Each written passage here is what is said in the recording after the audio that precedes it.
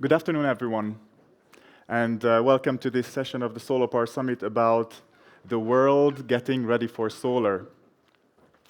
As the world is transitioning to a greener future, and as we're moving away from coal and other fossil fuels, we all know that solar can help to make this shift equitable and just. And so this is going to be the topic of today's panel discussion.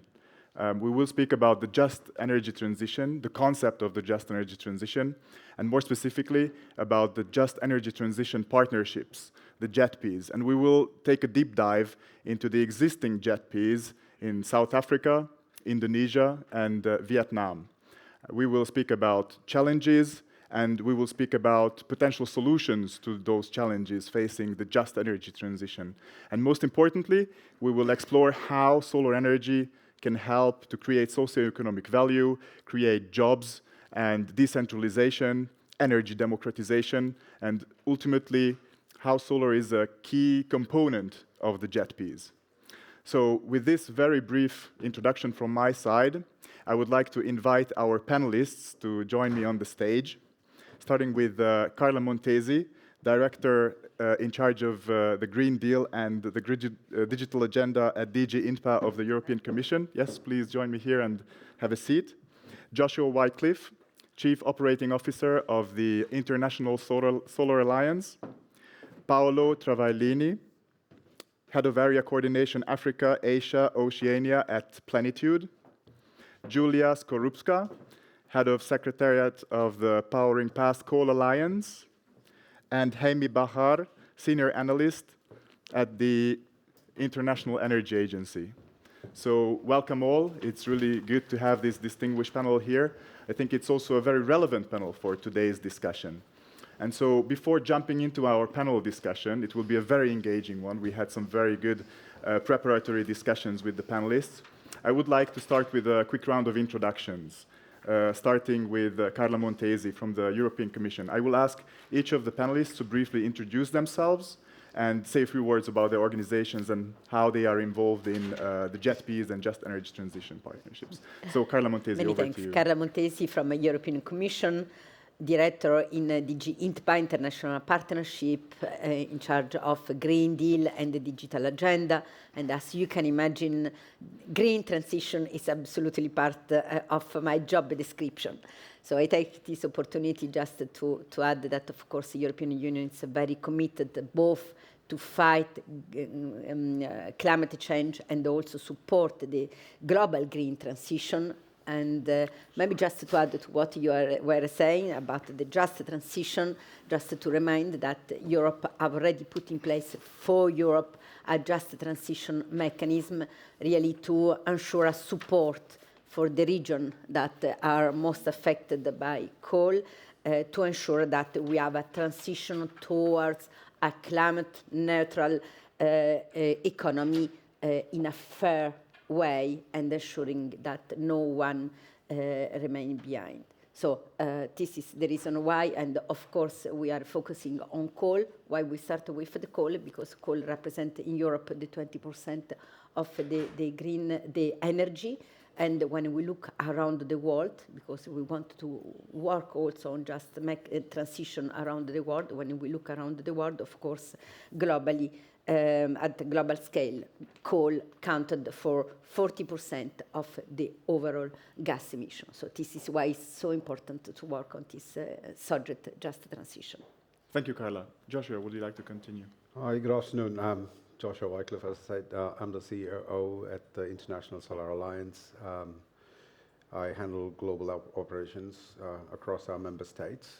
We have 123 signatories across the globe. We closely work with Europe and with Americas, Latin American countries, small island development states, as well as least developed countries. ISA believes strongly in just transition. Just as much as there is climate justice that we address, we also address transition justice or transformation justice and how we bring about change within our member states, more so supporting countries within the EU to bring about support to Africa and, of course, to Asia Pacific and the small island states around this region. So I'm glad to be here, to be able to contribute, to share how what ISA done and how we would like to take it forward in terms of just energy partnership and transition. Thank you. Thank you, Joshua. Paolo?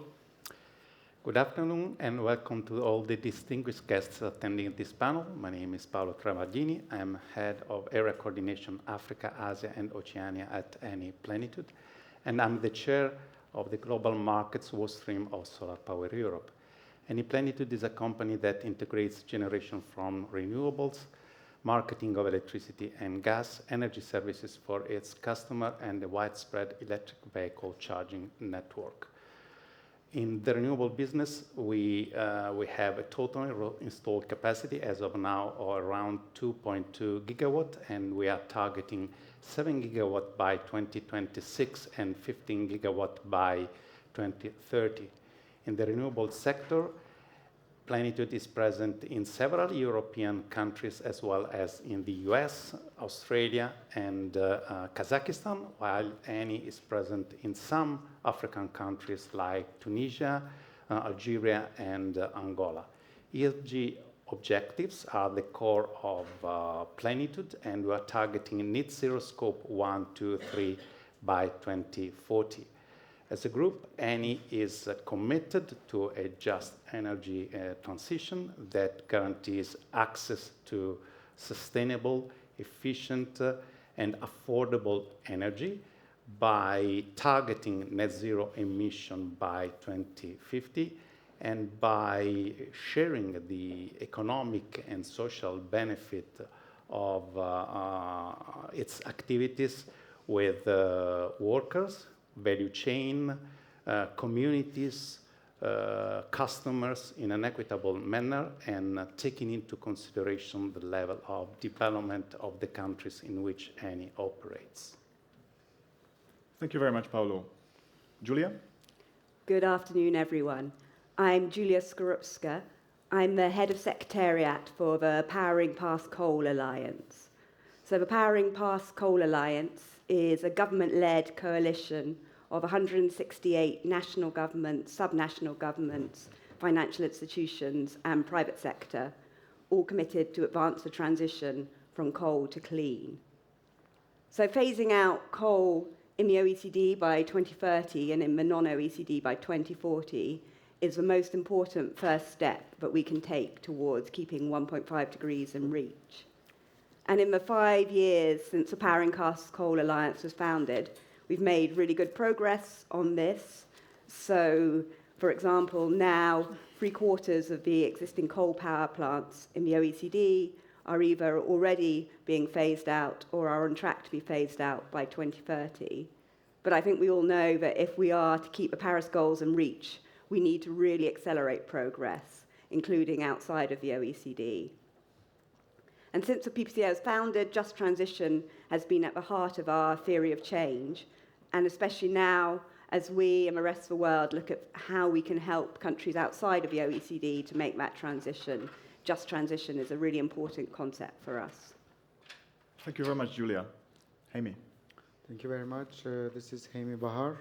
I work at the International Energy Agency as a senior analyst responsible for renewable energy policies and markets.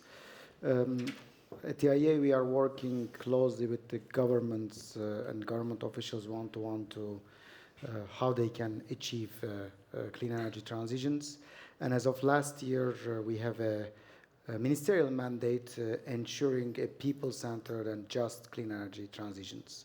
This is part of our official mandate now at the IEA, which means every single program that we are implementing will be focused on this specific topic. The countries that we are basically talking here are all have deep connections with the IEA. They are mostly association members, and we are part of the implementation bodies of the JETP at the IEA, so we will be working very closely with them. Just a quick introduction on one important work that we are undertaking. We are working more and more on employment and skills. We have a new database that we will be launching in the coming months on what skills are in shortage and what skills are in transition and how these should be achieved. In the end, some countries in the world, and mostly developing countries, lucky ones will be able to leapfrog without touching fossil fuels and moving directly to clean energy, which is a good development. But there is a lot of legacy assets around the world, as colleagues mentioned here, that's most difficult to tackle. And I think there's a lot of work needs to be done around that, how we transition in these countries and legendary assets, not just rejecting that they should transition as rapidly as possible. In some cases, economically, this is actually not possible. In many countries, we should take that into account and have a plan. And we will be working on this transition plan, mostly from coal, obviously, as mentioned. Thank you. Thank you, Jaime. Thank you all. And so my name is Mate Heiss. I'm Director of Global Affairs at Solar Power Europe, and I oversee Solar Power Europe's work with partners and countries outside of Europe. So let's start our panel discussion. And for the first question, Julia, I would like to turn to you because just energy transition and transitioning away from coal is really the core of your job. So I think that you can really help us to better understand what actually a just energy transition is. And I wanted to ask you, so could you try to explain this to us? And also, what are the main elements of the just energy transition in your experience? Sure. So, as I said, just energy transition has been at the core of our theory of change since we were founded in 2017. And for us, the just energy transition is about maximizing the social and the economic opportunities of the energy transition, including the opportunities to extend access to energy, something which is often particularly important in some of the growing markets, but at the same time, minimizing and carefully managing some of the challenges that come from the energy transition. And for us, that includes social dialogue and also respect for key rights and principles in the workplace. And to expand on that a bit, according to the ILO, a just transition will include clear targets and pathways to set the clarity and the kind of the sort of clear expectations about what's coming next for everyone in society. Early negotiations with a broad range of stakeholders, including grassroots elements. Transition financing and support for communities who are losing out in the transition. And giving priority to some of the most impacted communities when thinking about a kind of future development plan, a future energy plan. And I think for our members, it's those elements as well which have been really important to them in their kind of transition. So to take one example of Eastern Wielkopolska, where the kind of coal was a really central part of the identity of the region. And so policymakers were confronted with the challenge of how to build a new shared identity as they wanted to move away from coal.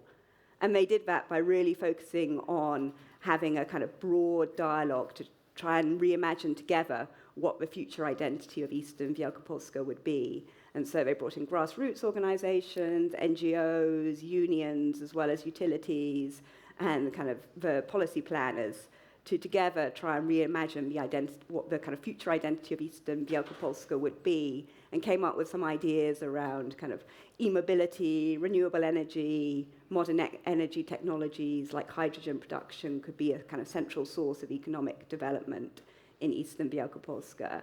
And I think that by doing that kind of really high-profile political dialogue, and so obviously involving so many stakeholders, they were able to make the connections with the World Bank, with the European Investment Bank, with PwC to secure the investment and some of the kind of expertise that they needed to be able to deliver that plan.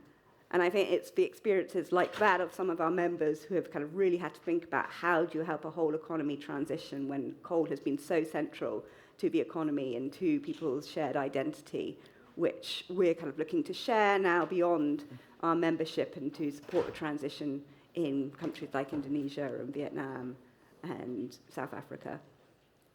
Thank you, Julia, for telling us about the concept of just transition. Now, taking this a step forward, because there is the other concept of the just energy transition partnerships, the JETPs, which are really at the forefront of the international conversation right now. So I'm turning to Carla Montesi, and I would like to ask you to tell us about this. So what are these JETPs, and why are they so important in the international conversation? Many thanks, Matt.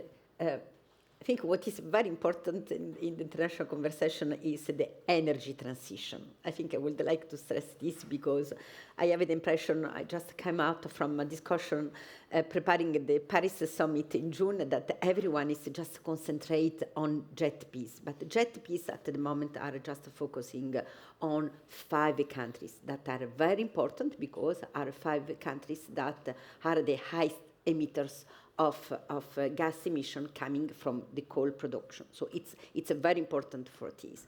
What is the jet peace? In fact, is an attempt to pull all together international community, institutional government, multilateral bank, private sector, to work together to support a country.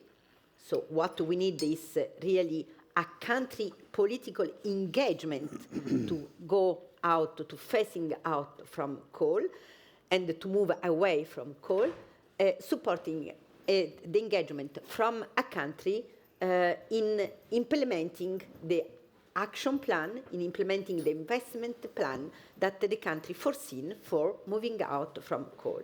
So it's very important because for the first time there is really the attempt for all the donors, all the international community, all the financial institutions, all the private sector to focus and coordinate action in one investment plan, take into account the specificity of the country. And this is really a progress at the international level.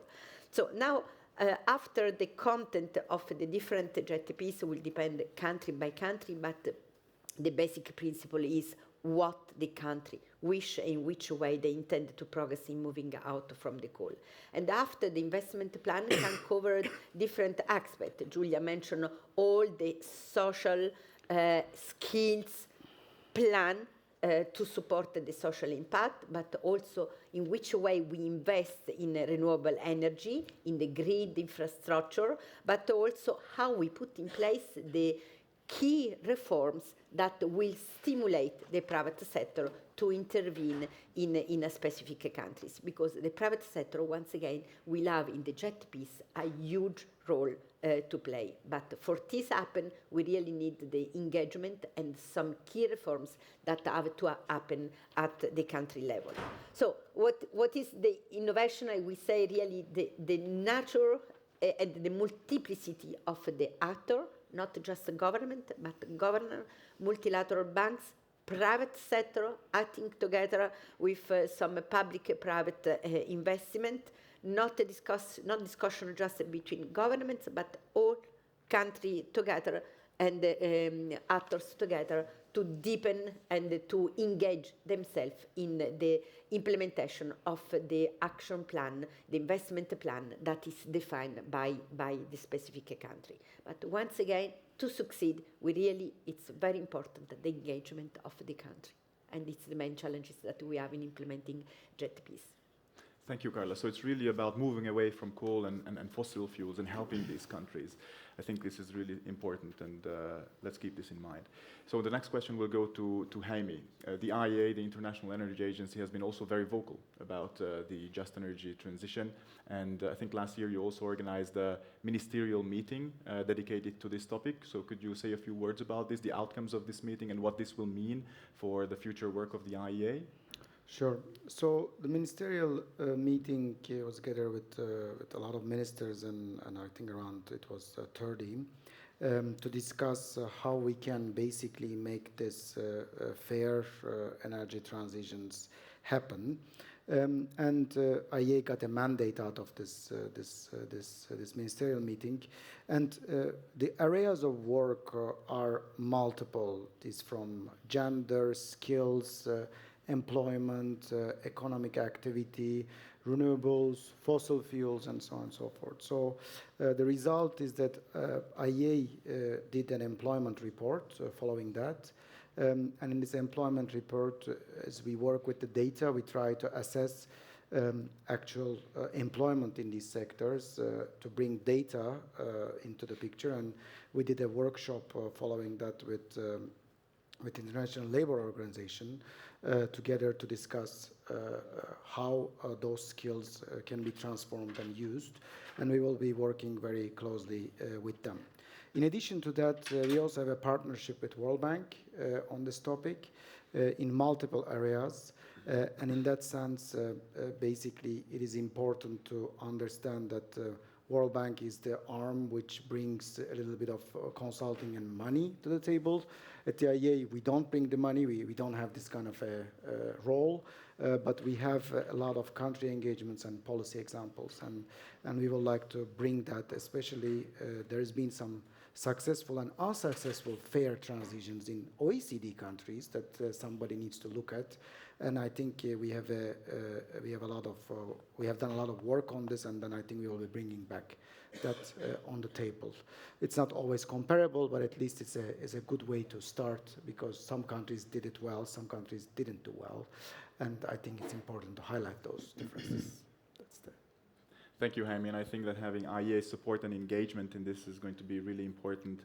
Now, let's turn our attention a little bit to solar energy, and the role of solar energy in the just energy transitions. And now the next question will be going to Joshua. You represent the International Solar Alliance. So who else to ask this question? But what do you think does solar have a special role in the just energy transition, Joshua? Thank you, Mate.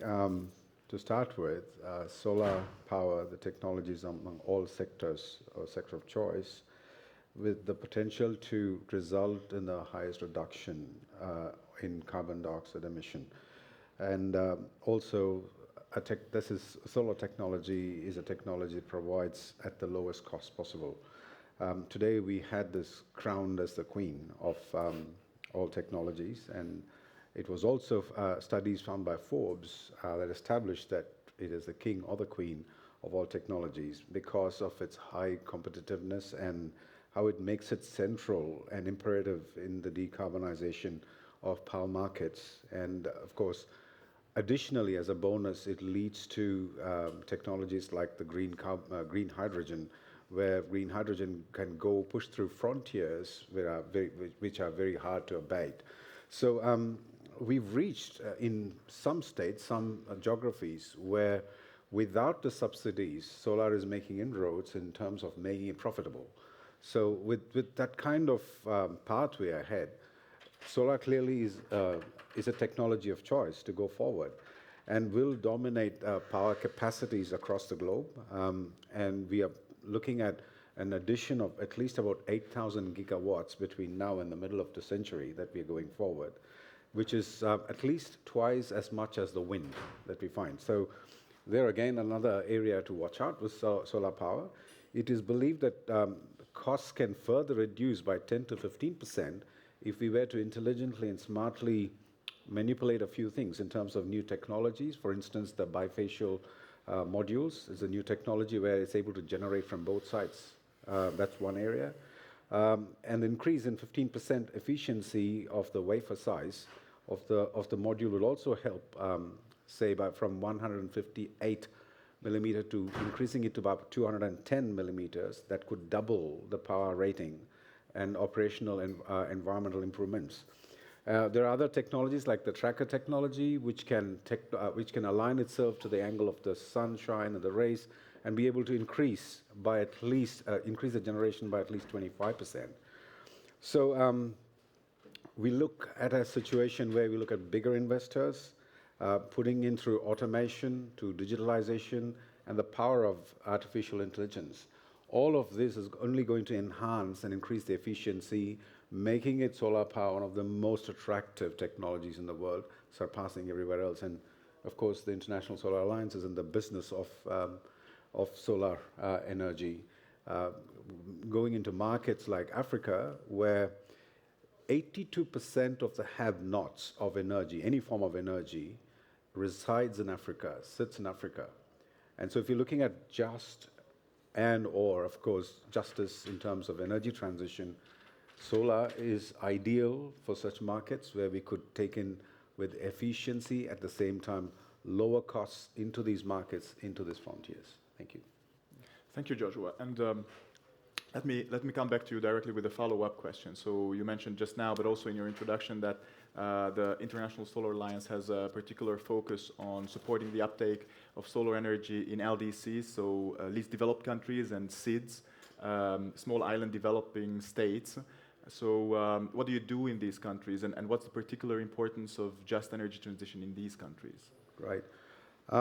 ISA is quite cognizant of, when I say ISA, it's short form for International Solar Alliance, is cognizant of the IPCC report, where it shows the rise of the carbon emissions, which is unprecedented at unprecedented levels. So the only way of getting out of this situation is by accelerating energy transition across some of these markets. ISA focuses its efforts into small island development states and also least developed countries. And a key factor for increasing country ambitions so that they just don't remain on paper, but they're put into tangible actions as well. One of the examples of how we embed justice in transition is I'll give an example of remote islands in the Pacific. There's one country, like for instance, if you take Fiji. Fiji is made up of 333 islands. Some of the reports we hear from Fiji is C-section cesarean surgeries happening with the help of the torchlight at the back of your mobile phones. So if you're talking about just transition, that's a part where we start, where we provide the access, inclusive access, global access, universal access of energy. And ISA is in the business of just doing that through mini-grids, for an example. Stop me if I'm talking for too long, because I don't want to take. I can talk till the cows come home. And then, of course, most important before I run out of time, is we need money. Without money, 82% of Africa doesn't have power. How do you provide that? You need money to do that. So one of the areas that the International Solar Alliance is gone in is the blended finance model of raising $1 trillion between now and 2030. We don't say raising, we mobilize funds. So we mobilize these funds so that we're able to go into these markets. The reason why investors, whether it's European, American, or Indian, or anywhere else, Asian investors, think twice before going into a market like Africa is because of the return on investment issues. So the way this blended finance has worked is this monies that we mobilize would go towards risk mitigation, payment guarantees, and also insurance premiums. So this is a great facility. We had 3 roundtables, business roundtables in the Nordics last week with Sweden, Norway, and Denmark, who came forward looking at investments with this blended finance model. So that's one area. Just one last thing, in terms of just transition, the lobbying companies in terms of fossil fuels always, and the governments I speak to across our member states say, one of the lobbying issues is the job losses of the mining regions around the world. And we look at a comparative study that ISA looked at. We add 10.3 million jobs through just transition as against the loss of 2.3 million from the mining jobs in mining sector. We all spoke about this when artificial intelligence and computers took over manual jobs. And today, by building capacities, we're able to do far better than what manual work was there, and the employment reduction has been taken into account, and we have seen prosperity in our labor workforce. Similarly, in this just transition, if we look at building capacities, which was spoken a few minutes ago, we are able to again look at a situation where we're able to transition the workforce into renewable energy sector, particularly solar that I am in. So one of the products that the International Solar Alliance offers is the StarSea centers, which upskills the labor, especially in terms of manufacturing, in terms of being able to go into technologies, in terms of regulatory support, because some of these countries are left behind because of lack of regulation in being able to transition. So these are areas that the ISA works closely with the member countries. Thank you very much, Joshua. And I think with this, we managed to establish the basic concepts. And I think this was also a good transition to, let's say, the next round, which would be about challenges. And for this one, I would also like to turn to Julius to start with. So, I mean, you obviously work very closely with your members. What are some of the main challenges your members have faced when it comes to transitioning away from coal, and how are they overcoming these challenges? So we talk a lot about the challenges, and I will talk about the challenges, but I just want to start by echoing something that Joshua had said around the fair winds which are behind this transition at the moment. I mean, as Joshua said, renewable energies are now cheaper in almost every market in the world than fossil fuels. 27% of the global coal fleet is now unprofitable. That's going to be 66% by 2040. Publics around the world are increasingly aware of the benefits of switching from coal to clean in terms of reducing health risks, and also after the Russian invasion of Ukraine, the kind of energy security benefits of not being reliant on fossil fuels and not being exposed to kind of fluctuations in the prices of fossil fuels. But despite all of this, obviously coal does seem to have a remarkable staying power. And I think that to really end emissions, we have to think about what are some of the root causes behind that staying power, especially in markets which perhaps are shielded from some of these economic dynamics. And our position is that to really end the use of coal, we need to see political leadership. We need to see more investment in new and sometimes nascent markets. I mean, again, as Joshua said, sometimes the problem is getting investment into these markets, given some of the risks involved. And we talk a lot about new technology. In fact, a lot of the technology is proven, but we need to set up new systems to deploy this technology and make sure that people understand the ways in which this technology has been proven, that they understand it is possible to build a grid which is mainly reliant on renewables. And I think we also need to see genuine engagement with some of the social issues of how do you have this transition, how do you help people move out of jobs dependent on coal into new jobs. And our memberships come up with a range of ways to address some of these challenges. So at the end of last year, we published a report covering case studies from our members as to how they address some of these policy, technical, and social challenges, and a kind of range of different solutions can be found there. You can see it on our website. But to give you a little bit of a kind of sense of some of the key conclusions, I mean, I think one of the main things to come out was really the importance of setting a clear and a credible political direction around your transition. And that is what kind of really gives utilities, private sector, kind of international organizations the confidence to come in and support that transition, as well as building that kind of sense of shared ownership with communities. And I think that's a central insight, as we heard from Carla around the JETPs, that if we can come together to come up with a credible plan, that's the best way to mobilize support to help these transitions, which in places which have been highly reliant on coal are obviously difficult for at least sections of the population. And so, I mean, I think one of the kind of great ways in which people can set that sort of political direction and start rallying that support around them is by setting a phase-out date, by joining organizations like the Powering Past Coal Alliance, and gaining access also to some of the expertise and that experience of members to help them confront some of those challenges. Thank you very much, Julia. So let's now turn our attention a little bit towards the 3 countries impacted by JETPs, so Just Energy Transition Partnerships.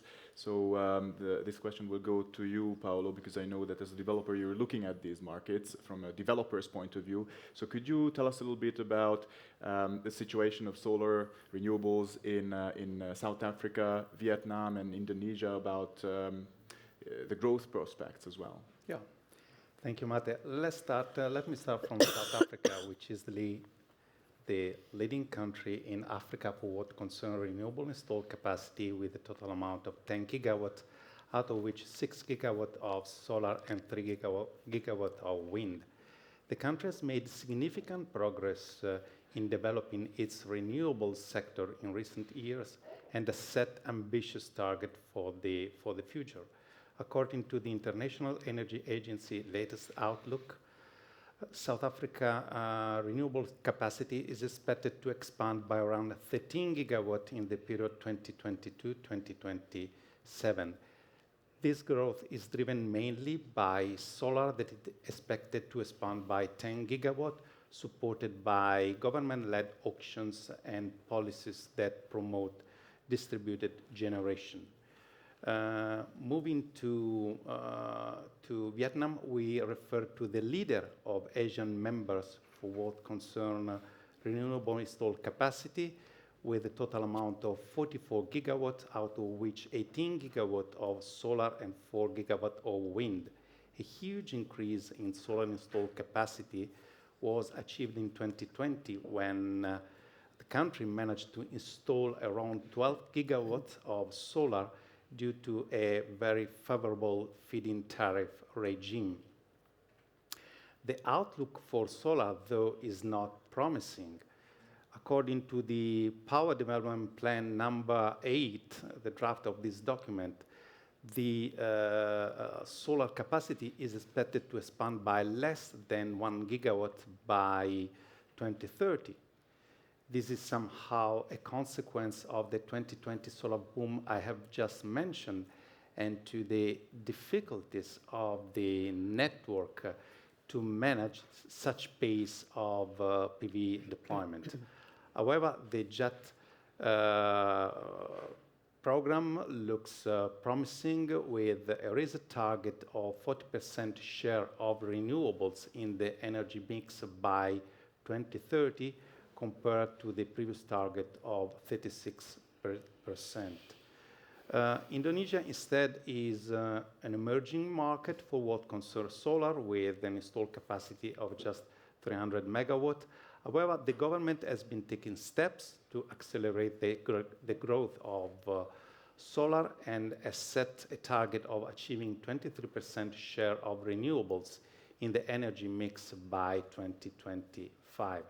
This commitment has been reinforced recently by the joint statement by the Indonesia government and JET International Investor, that calls for a share of renewables in the energy mix of at least 34% by 2030. Thank you, Paolo. So it seems that in some countries there are ambitious targets. Some countries are still struggling with that. But it would be also interesting to see what is the current policy framework in these countries. Could you say a few words about that to complement the market outlook? Yeah. Let's start again from South Africa. The country has introduced several policies and regulations to support renewables growth. The key one is the Renewable Energy Independent Power Producer Procurement Program, an instrument that has proved to be particularly effective in attracting solar investment, private sector investment, awarding 6.4 gigawatt of renewable capacity in the first 4 bid windows. The country is still relying on this program for additional growth, at bid window 5 and 6 were launched in the last couple of years. Additional drivers for utility scale growth include municipalities contracting renewable power directly from independent power producer to avoid load shedding. There are also policies in place to support distributed generation. For example, the government has removed the capacity threshold for self-consumption power plants, so-called embedded generation, enabling the installation of larger plants, for example, by mining companies. There are also, another example is the proposed feed-in tariff for commercial and residential PV system, whose detail, however, have yet to be disclosed. Moving to Vietnam, the first thing I would like to flag is the need to align the Power Development Plan number 8 with the goal and objectives of the Just Energy Transition Plan and the forthcoming mobilization plan, in order to define a long-term regulatory framework conducive to the growth of the solar sector. Vietnam, the solar has been in a regulatory limbo since the last feed-in tariff expired in 2020. And as of now, Vietnam has only introduced tariffs for transitional PV projects that had not been completed before the feed-in tariff expired. Overall, Vietnam is still transitioning from a regulated market to a liberalized one, following the kickoff in the launch in 2019 of the wholesale power market and the kickoff of discussion in 2020 for the introduction of a corporate power purchase agreement scheme. Instead, for what concern Indonesia, some of the key measures taken by the government to support solar energy include the launch of tenders for solar based on the lowest cost option and some fiscal incentives such as tax exemptions and lower import duties. Thank you very much, Paolo. Very interesting and yeah, very useful information to better understand these three countries. So I was looking at my time, and since we have limited time, 15 minutes left from the panel discussion, I will ask the panelists to try to limit your answers from now on to 2 minutes. But for the next question, I would like to turn to you, Jaime. I mean, obviously the IEA has a lot of intel on different markets, including the three JETP countries. Would you like to complement Paolo's very detailed analysis with some challenges that you see in these countries? Sure. I think in terms of the solar's opportunity, if solar had a CV and we were checking solar CV in terms of checking the checklist, the cost-wise, check. The easy to install, check. Modularity, check. Flexibility, check. Addressing different clients from a battery power phone charger to a gigawatt scale, check. So everything is checked at this point. It was not 10 years ago, now it's checked. So why it's not happening?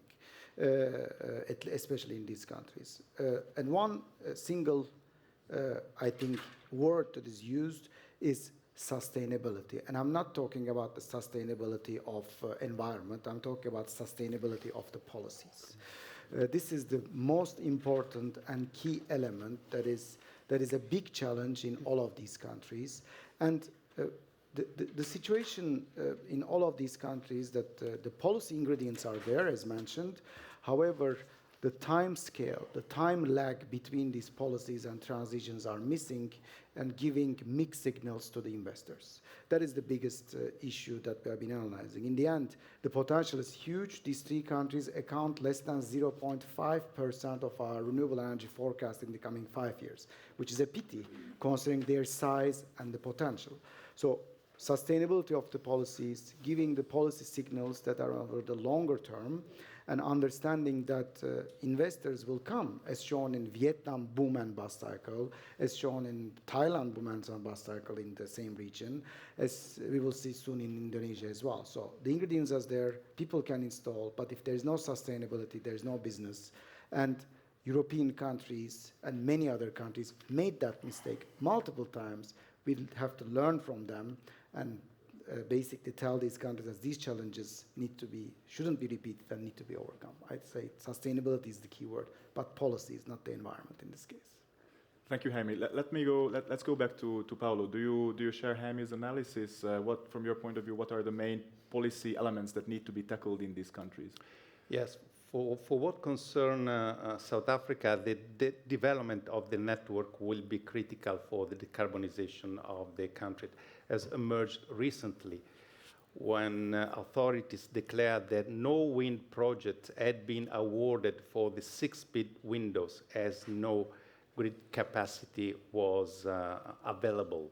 The need to reinforce the transmission and distribution network is a key priority under the JET implementation plan that allocates around $8 billion for this task in the period 23-27, in addition to $1 billion for additional storage system.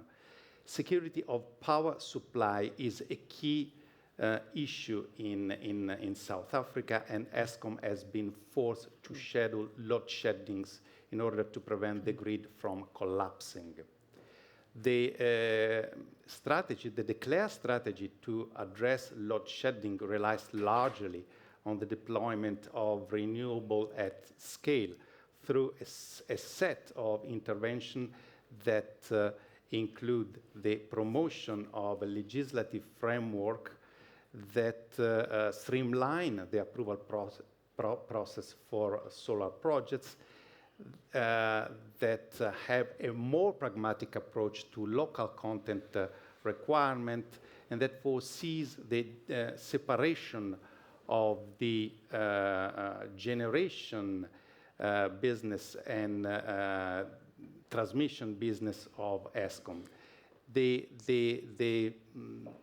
effective and efficient implementation of these measures are absolutely key to attract investors and to allow the country to achieve the very ambitious renewables growth target included in the JET implementation plan, around 6 gigawatts of growth each year. For what concerns Vietnam, in addition to the need to align the PDPA with the Just Energy Transition Partnership, another key intervention is the fact that the dispatchability. We need to address the issue of the dispatchability of renewable power, and the fact that the country is facing curtailment that are very important. This can be achieved by investing in transmission, distribution, network, in storage programs, and at the very same time in enabling the interconnection with neighboring country. For what concerns Indonesia, the key priorities are, again, infrastructure by investing in transmission, distribution, and storage in order to, as to allow also project in a remote area to be put in place, considering that some of the areas with the highest solar potential of the countries are the farthest away from the consumption center. Second, an improvement of the regulatory framework, streamlining the procurement processes and the obtainment of permit and licenses. Third, a reassessment of the business model, since currently the power market rely on a single off-taker, PLN. A more articulated business model could open new routes to market and attract investors. Thank you very much, Paolo, and also Jaime, for all this information about the three JETP countries. Now, I would like to come back to you, Julia. So, as far as I understand, your organization isn't active in the JETP countries, but still, I would like to ask you, how do you think could the experience of your members be applied to support the just energy transition in these three countries? Yeah, sure. So when we tell people that we're looking for a phase out in the non-OECD by 2040, the general reaction is that's very ambitious. It's looking for energy transitions which are kind of faster than we've seen in the past. And I think that kind of coming back to some of the points which have been made by Jaime and by Joshua around kind of the attractiveness of renewables at the moment, it feels that that is what makes this kind of much faster transition possible. And it's something which a number of our members have demonstrated, and I think we can be there to help share that experience. And as Jaime said, it's all around the policy sustainability. So if you take the advantage of Chile, the example of Chile, which is a member that we work very closely with, they, at the moment, 40% of their electricity comes from coal, so it's not an easy task for them to transition. It's a heavily coal-dependent country. And yet they've come up with a plan to transition out of coal by 2040, basically done as a kind of series of voluntary public-private agreements where utilities commit to decommission or to reconvert coal plants by 2040. And by going through that kind of process of working out in detail, kind of detailed timelines from here to 2040, in fact, they've been able to deliver progress much faster than expected. So the initial target was 8 plants decommissioned by 2025. That's already been met, and they're kind of bringing forward the decommissioning dates for a number of other plants. And as kind of Jaime mentioned, the kind of other parts of the plan, which have been really important, have been kind of setting out really clearly what the government's going to do around smart grids, around energy storage, around upgraded transmission and distribution infrastructure, so that there is a plan out to 2040 that people can see that there is this sense of policy sustainability, which has been really kind of important in mobilizing investors and kind of getting that commitment from utilities that this is going to happen. And so kind of how can we help in places where there are currently just energy transition partnerships? So what we do as an organization is we can help with developing those sorts of plans through kind of what is your phase-out date and working back from that, what are the commitments you need to be making in order to get to that phase-out date. And we can obviously bring on our members to exchange their experience of how they've done that. So we, as well as our report, which I've already mentioned, we run webinars, we run closed-door policy workshops where kind of people exchange this experience, and then we try and set up kind of peer-to-peer platforms where policymakers can talk to each other about how they've confronted some of the policy challenges. Thank you, Julia. Very useful approaches and tools. And Jaime, has the IEA proposed any policy options or concrete solutions to these countries for the JETPs? Yeah, so the most important one is an exit strategy. Because there is an unsustainable sometimes entry strategy for renewables, but there is usually not an exit strategy for fossil fuels. And I think the most important piece here will not be the renewables policy. Of course, I'm working on this field, but also the importance is the exit strategy of the fossil fuels. And most of these countries have like a very long mortgage agreements with the government on either some long-term contracts or in different manner with the fossil fuels, including coal. And it's easy to tell this large utility to invest in renewables, but at the same time, in most of these countries, the demand is not growing as fast as expected, which means there's no space for sometimes new capacity. And the grid, or the grid is not able to take that capacity, either or, which means that somebody needs to get out of the way. And in this case, it needs to be fossil fuels. But they cannot get out of the way because they have very strict mortgage agreements, kind of. And in many ways, they are, I wouldn't say they are right, but these contracts are signed for a very long time. So they need to find a way to get out of these contracts in a mutual agreement. That's the biggest issue. And we will start with several of these countries to work on this topic. And we will try to include exactly this point in every renewable policy that we give about the exit strategy, how they can do about this, how they can break those contracts, and in a friendly manner also. Breaking those contracts in a friendly manner, not in a conflict manner, like you will do with your mortgage. You don't want to break your contract with the bank with an enemy because they will follow you. And in this case, it's the same thing. So you need to be in a friendly manner. And I think the key thing is here the market liberalization in these countries, which will enable these long-term contracts to be broken in a fair manner.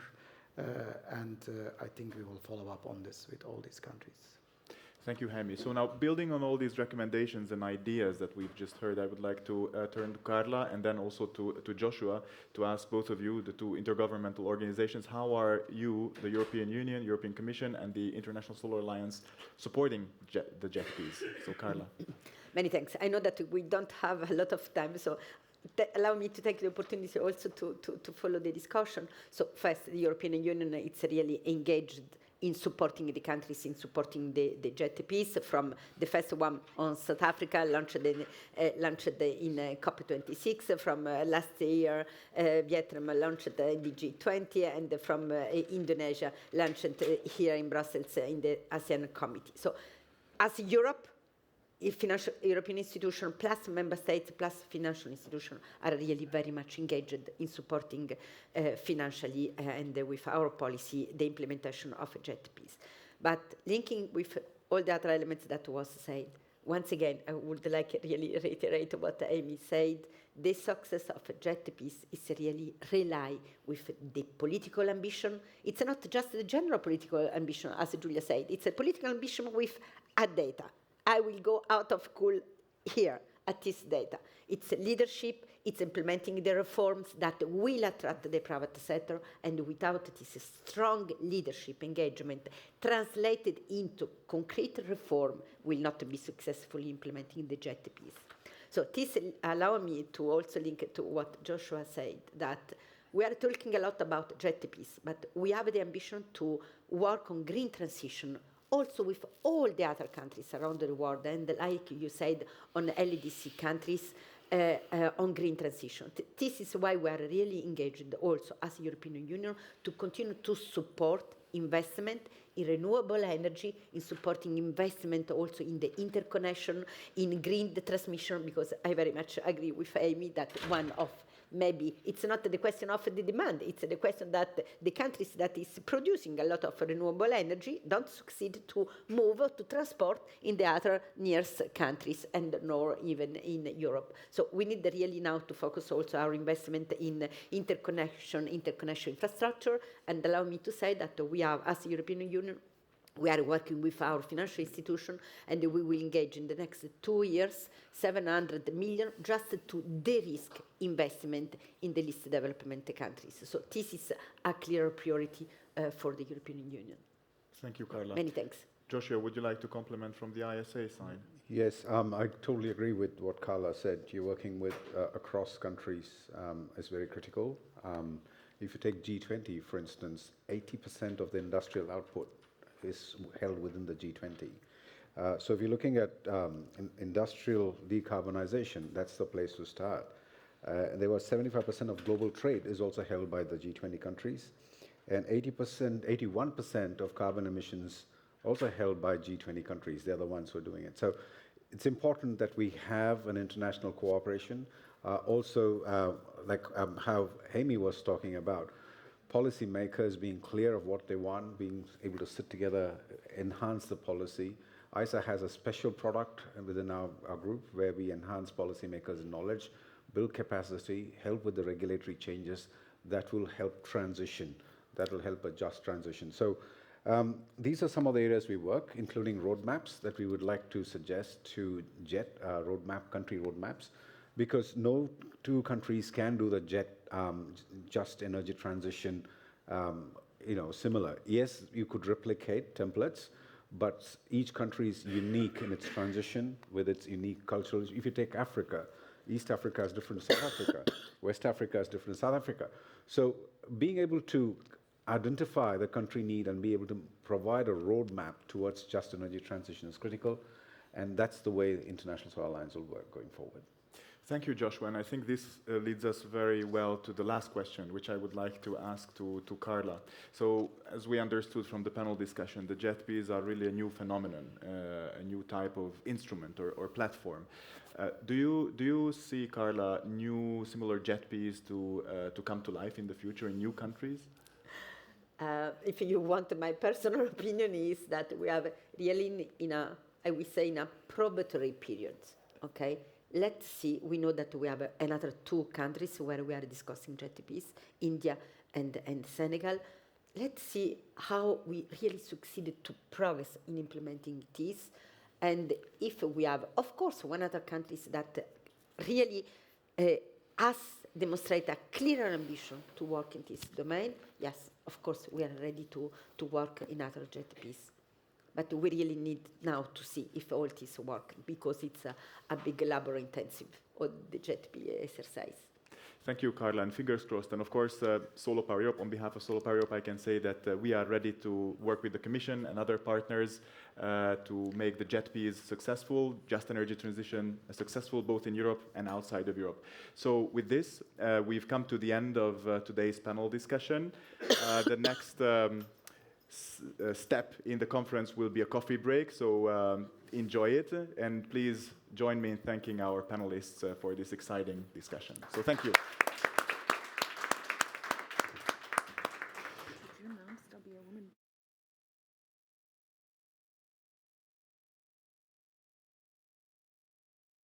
Just make a quick announcement. There will be a Women's Day photo, a women's photo in the plenary room in the Royal Room right now.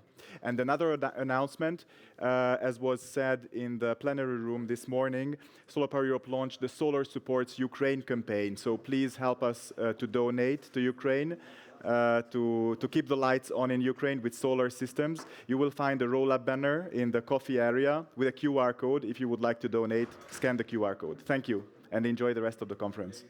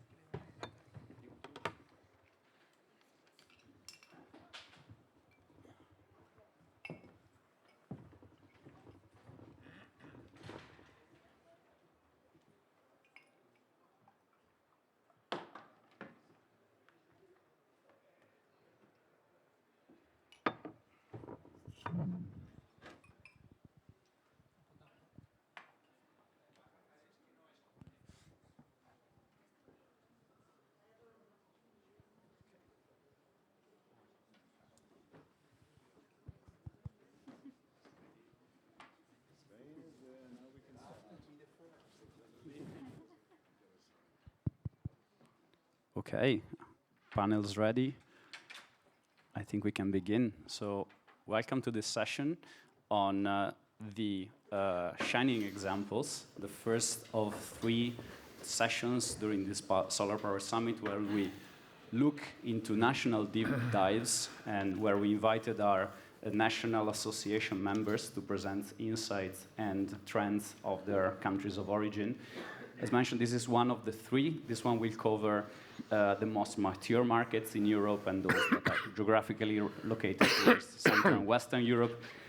Tomorrow we will continue with 2 more sessions. One will be about the new rising stars, the new hot markets that rather belong to Central and Eastern Europe. And tomorrow as well we'll have a 3rd session looking at the unusual suspects, countries from the Nordics. So I invite you very much to also have a look at those sessions, and you can find some more information in the program.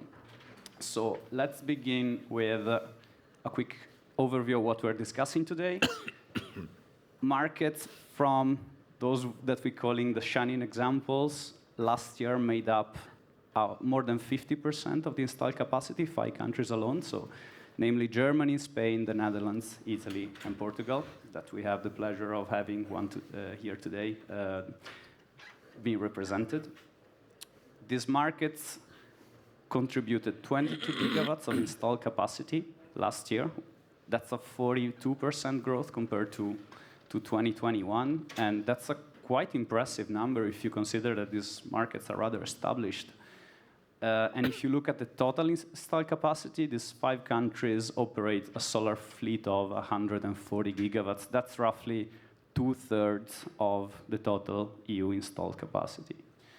So I'm delighted to have with me today the representatives of these 5 countries. So I have with me Susana Serodio from Portugal, Nolf Jäger from the Netherlands, David Wedepol from Germany, Paolo Rocco Viscontini and Edoardo Stori from Italy, and last but not least, José Donoso from Spain. So how do we structure this session? We will have country presentations one by one. You will have the opportunity to ask one quick burning question at the end of each presentation, and then we have a quick panel discussion to discuss common topics of interest. So without further ado, David, the floor is yours. Absolutely. You can sit, you can stand as you prefer. Okay, I think I'm going to stand or walk around. No, then I'm going to walk around in front of you. So I heard that Europe is the motherland of solar, and we're from the fatherland then. There is some connotations there I'm going to be really careful with.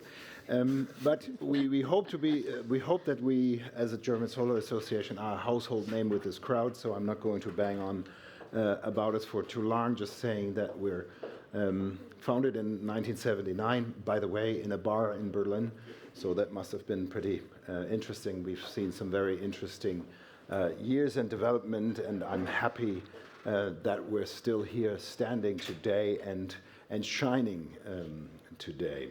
What is a little bit unusual about us is our global reach. We actually have an international section that works in and with quite a few countries, and that's just something I wanted to bring to your attention. And if you are active in any of these markets, and I know solar power is as well, maybe there is an opportunity to collaborate. So we've had very many challenges, and I think most of them have been mentioned, other than we are ruled by a rather, one would think, unstable 3-party coalition. We have already mentioned the war against Ukraine, the gas crisis. We really were afraid that we were going to, German Angst might be also a topic you have heard about, freezing in winter, and the supply chains that really made it tough. So it was intense, and I'm not going to you know, we already talked about much of this, and otherwise I'm in trouble with Jose, so I try to move on really quickly. But what we did find is when we look at the things that we bested, and by the way, if Michael is here, it's not 7.2, it's 7.3 gigawatts we built last year. And we heard of really, really ambitious government targets that happen to be in line with our lobbying papers. So we're really happy that the government has come along. And we really jump-started the market. And, you know, together also with solar power, really showed what the potential could be. We have teamed up a lot more with the new government. The Economic and Energy Ministry is now called Economic, Energy and Climate Action. So there really is more of an eye level with us, and the fact that you can see Jörg Ebel, our president, I don't know, Jörg, if you're here, who's now, I think, is doing the third press event with the minister this year. So we really hope that we can continue this good work. So obviously, it's a very good time to be in solar in Germany. Our business climate index showed that. This is, I mean, it's behaving a little bit like the market. So it's jumping from top. So I would have said we are at an all-time high. I can say again that we're at an all-time high, but certainly, you know, there was the valley of tears, as we call it, those years you can see there as well. So before we get too high, this is the ambition that is before us and the challenges that lie ahead. If you look at our market figures, we are only, you see the gray graphs, at the level of what we installed in 2010, 11, 12. So in order to reach the 215 gigawatts that we need to do our part for the European ambition, or as a matter of fact, the planetary ambition, we need to up the ante and really, really go to annual installation rates of 13, 18, over 20 gigawatts per year. Otherwise, it's not doable. So there's some ground to be covered here, some details of the actual added capacity. We're very close to 70 right now. And just a word to the data nerds that might be in the audience. We have changed the installation ratio to the basis of installation when the systems were connected. So it's just a change in the system that leads to a little bit of different numbers than we had before.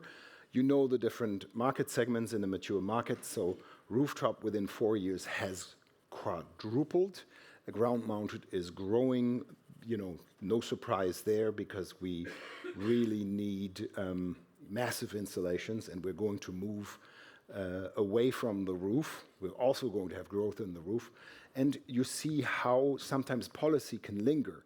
The weakness we have in our formerly strongest segment, commercial on-roof, is there. This is still old policy, but the market can be quite slow.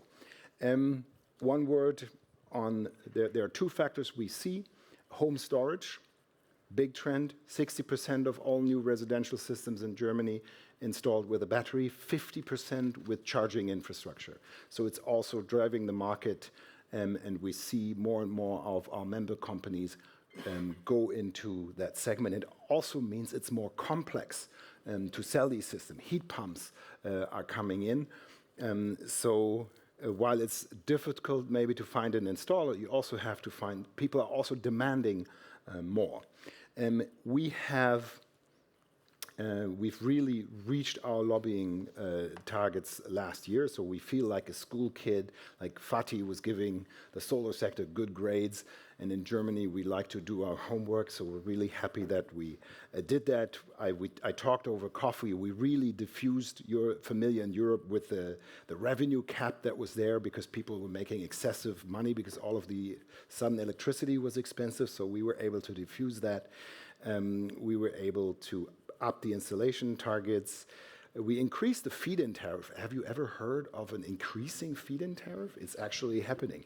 We increased the tendering volume and the minimum bid prices and so on. So we removed the 70% peak cap. So some systems were peaked at 70% of their power.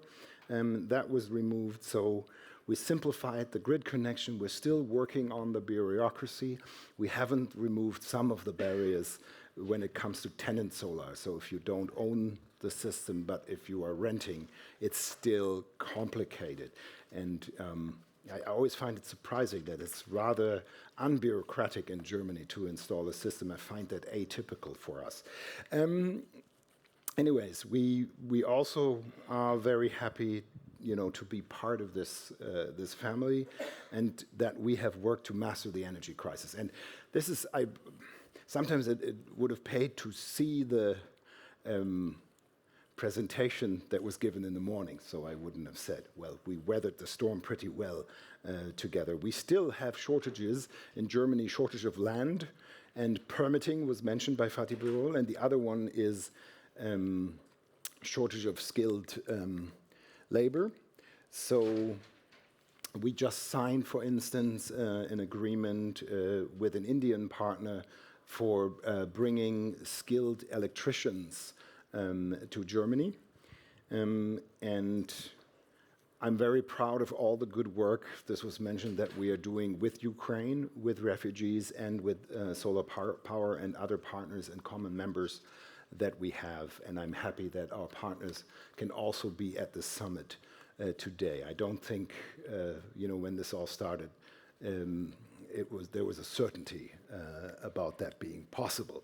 So here are some common challenges. I think a lot of these have been mentioned, including bringing more manufacturing back to Europe. And I say Europe, and I don't say Europe and mean Germany, but we need to work on that value chain. I know, having been here long enough, that we once had a complete value chain and that we are missing out. And there are things, particularly in permitting, that we really, really need to be working on. And I wouldn't be here to cross-promote. So end of this month, Berlin Energy Transition Dialogue, our flagship event at the Federal Foreign Office, speaking about the energy transition on a planetary scale. We hope to see you there. If you can't make it, energydialogue.berlin. We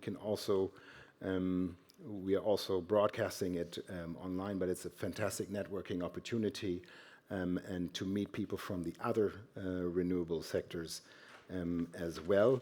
And of course, looking at this crowd, looking at the stage, I'm going to see all of you in Munich, right? At the conference and fair. So please look us up there. And no upset here, time-wise. Quick enough.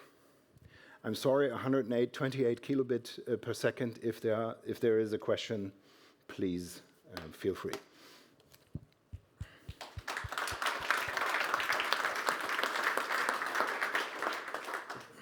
Thank you very much, David. Short and crispy, lots of information at the same time. I actually have a question.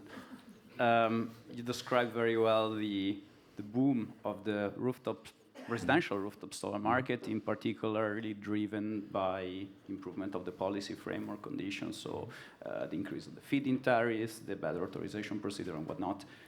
My question is, how much did the Ukraine war impact that? Because Germany, out of the countries in the scope today, is the one that is closest to Ukraine. So do you also see an emotional drive towards more solar? I think we're observing that in the market, that people want to be more energy independent. And I think the point has been driven home that renewable energy, particularly solar, particularly combined with storage, is a domestic form of energy. I mean, there's been a big reckoning in Germany about our dependence in particular. It is also the European dependence, but it was much driven by the Germans on Russian gas, energy, and there's been some soul searching. So there really something has changed. But this was going on before the war started. The big thing was the electorate changing the government and the composition of the government that we have now with the Social Democrat in charge and the Greens at the helm of both the Federal Foreign Ministry and the Economic and Energy Ministry. And that is driving quite a bit of change.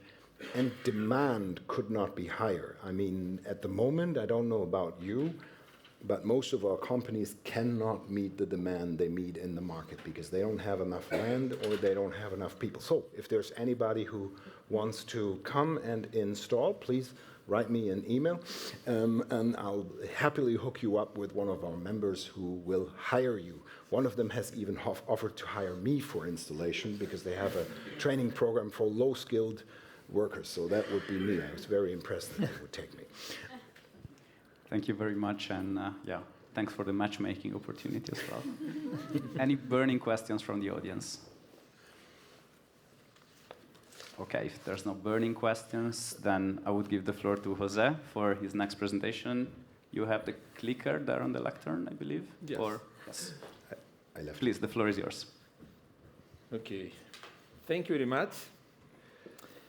I'll say that I accept to be in second position after Germany, but if we take in consideration per capita, it's not the case. It's Holland.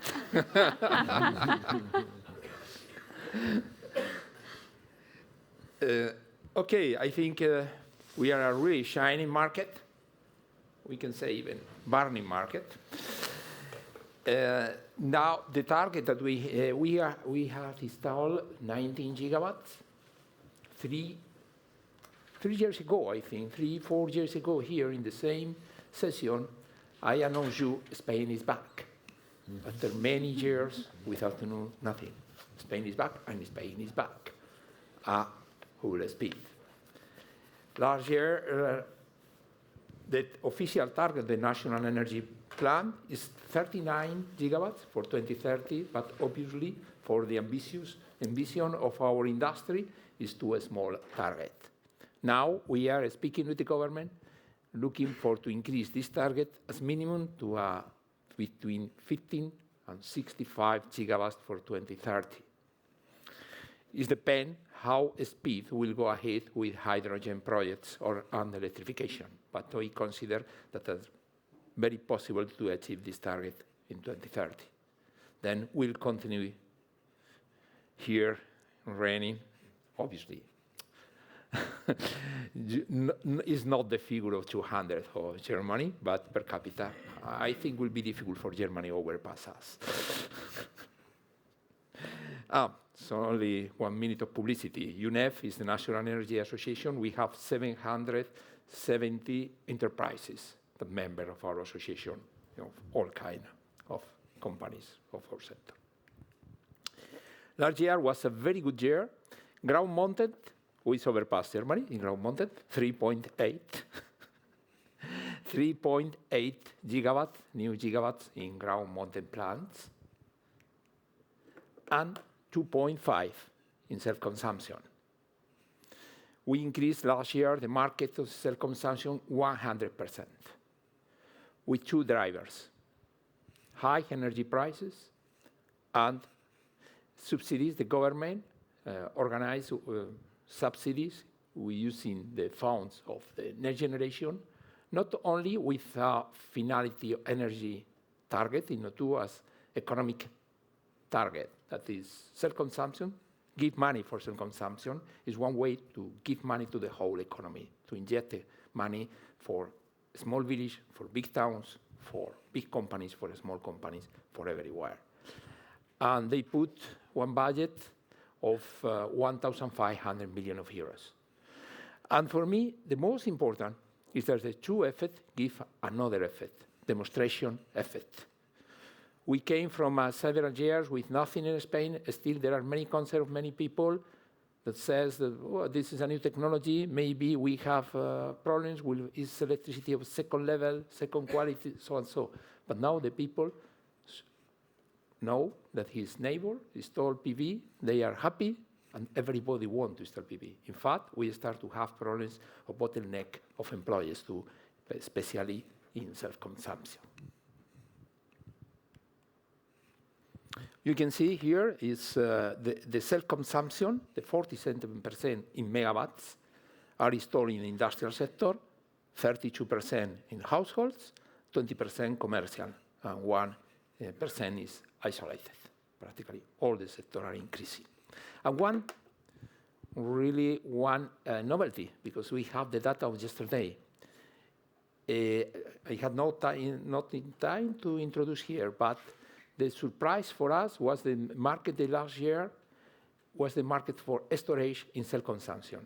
1.3 gigawatt hour of batteries were installed in our country last year. It was a very high development, even more than we expected, always for these two reasons, subsidies and high price of energy. The people wanted to maximize his possibilities to consume his own electricity. And then it's a very, we expected that the next year this market will continue growing very fast. In our sector, in Spain, we have opened the three possibilities, options, PPAs, and merchant. But really, in the last year, the most of the projects were installed with PPAs or merchant. Only a small part of the projects were installed through option, because even many of the projects that result awarded in the option refused their option and go to PPAs or merchant because are more attractive than the price that were fixed in the options in the last years. One very interesting data. Last January was they agree with our system. The people that asked for connection point needed to achieve the environmental license in the last 25 of January. And we arrived at this day, 25 of January, with new 40 gigawatts of projects with environmental license. Not all these projects will be constructed, because some of them, all need still the construction license, and some of them will not obtain this license, but the most of them will arrive at the final moment of the construction license. We'll see what happens later with the finance in this new framework of high price of the money and inflation. But in principle, we have close to we can calculate between 30 and 40 gigawatts of new projects ready to be installed from the end of this year. I know it's only 1 year of German market, but this is the result of the auction. And we can show here how, in this moment, the market is looking to go to the market, that in the last auction, at a price, cap price of 45 euros megawatt, any project was approved. The most of the projects refused to go to the auction, and the projects that participate in the auction propose prices over this 45.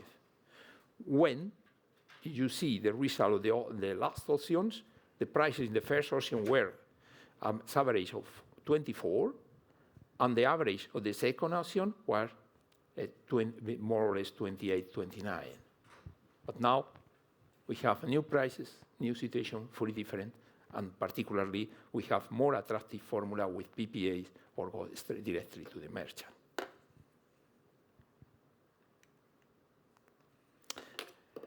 In this case, yes, we are the leaders. PPA, we are the first, agree with Pesa Park, We are the more attractive market for PPA and the most important market with 3.9 gigawatts of PPA signed last year in Spain. I must say that most of these PPAs are signed with retailers, not with end use. Still, there is a lot of barriers to sign PPAs with end use companies.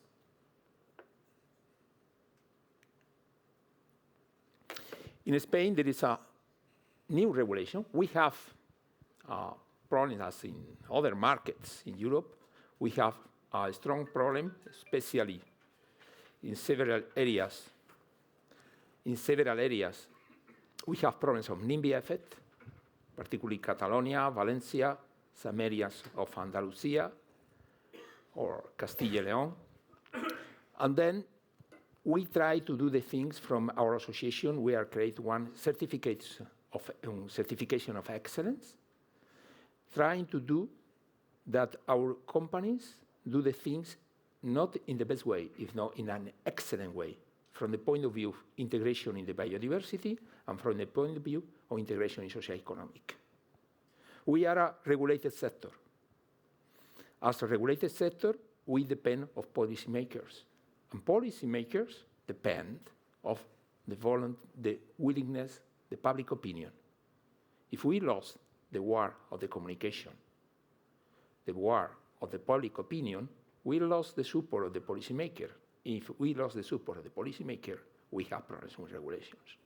Then the priority of my association in this moment is to work in this aspect, to pass a real communication to the society that really PV plants are not a problem for biodiversity, are an opportunity, not only because we reduce emission of CO2, if not because our own plants, with the measure that we propose in our excellent certification, really become islands of biodiversity.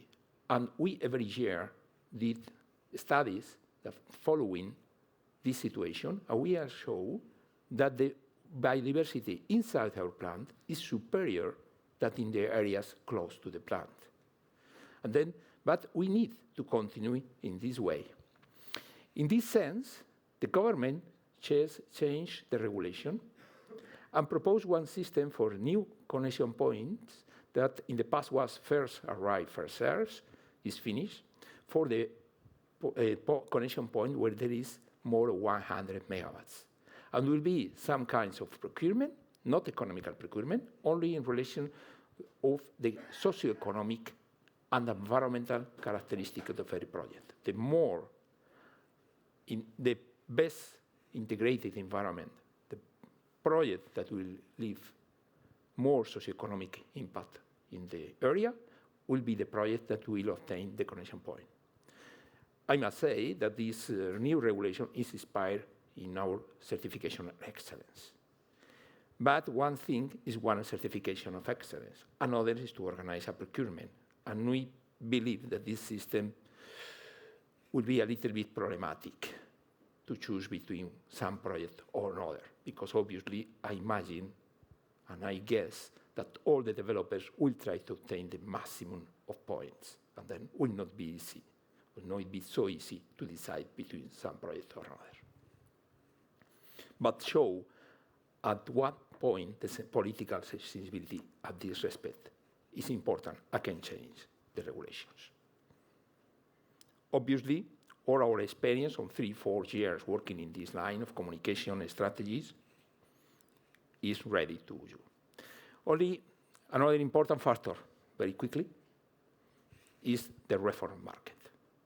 The reform of the market, we have the question, a question point that will happen.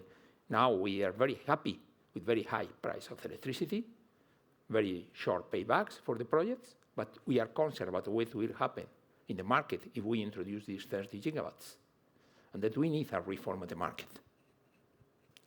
Marginal system,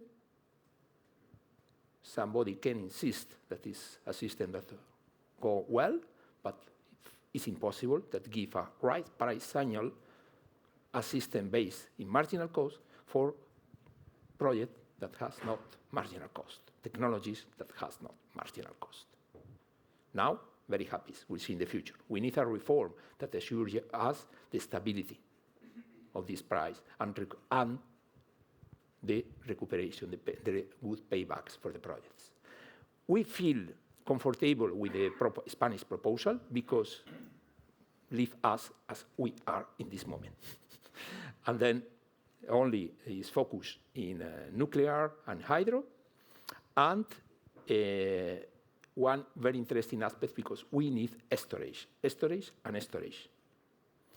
And it's necessary to have capacity mechanism and ways and regulation that allow, that do interesting for the companies to invest in storage. And we need more tenders. If we want security, we need more tenders, more previsible, and more adequate of the price of today of the market. As conclusion, the Spanish market will continue to be one of the largest in Europe, after Germany, of course. The market generated by public decision is complemented by an important private market in this moment. Really, our market is private market, but always we have regulatory risk, even in the private market. There is some uncertainty. Still, we are not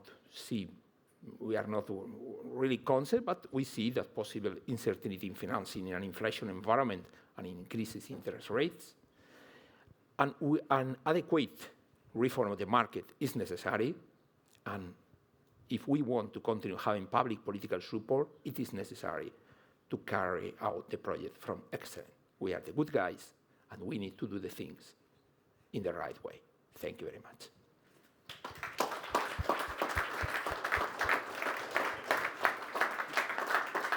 Now it's questions. You can have a seat. I prefer to be stand. Thank you so much for very comprehensive. You touched a lot, upon many points: biodiversity, need to reform the electricity market, segmentation, small scale, large scale. Any burning questions from the audience? Yes, Chiara. Remember that you are my friend, eh?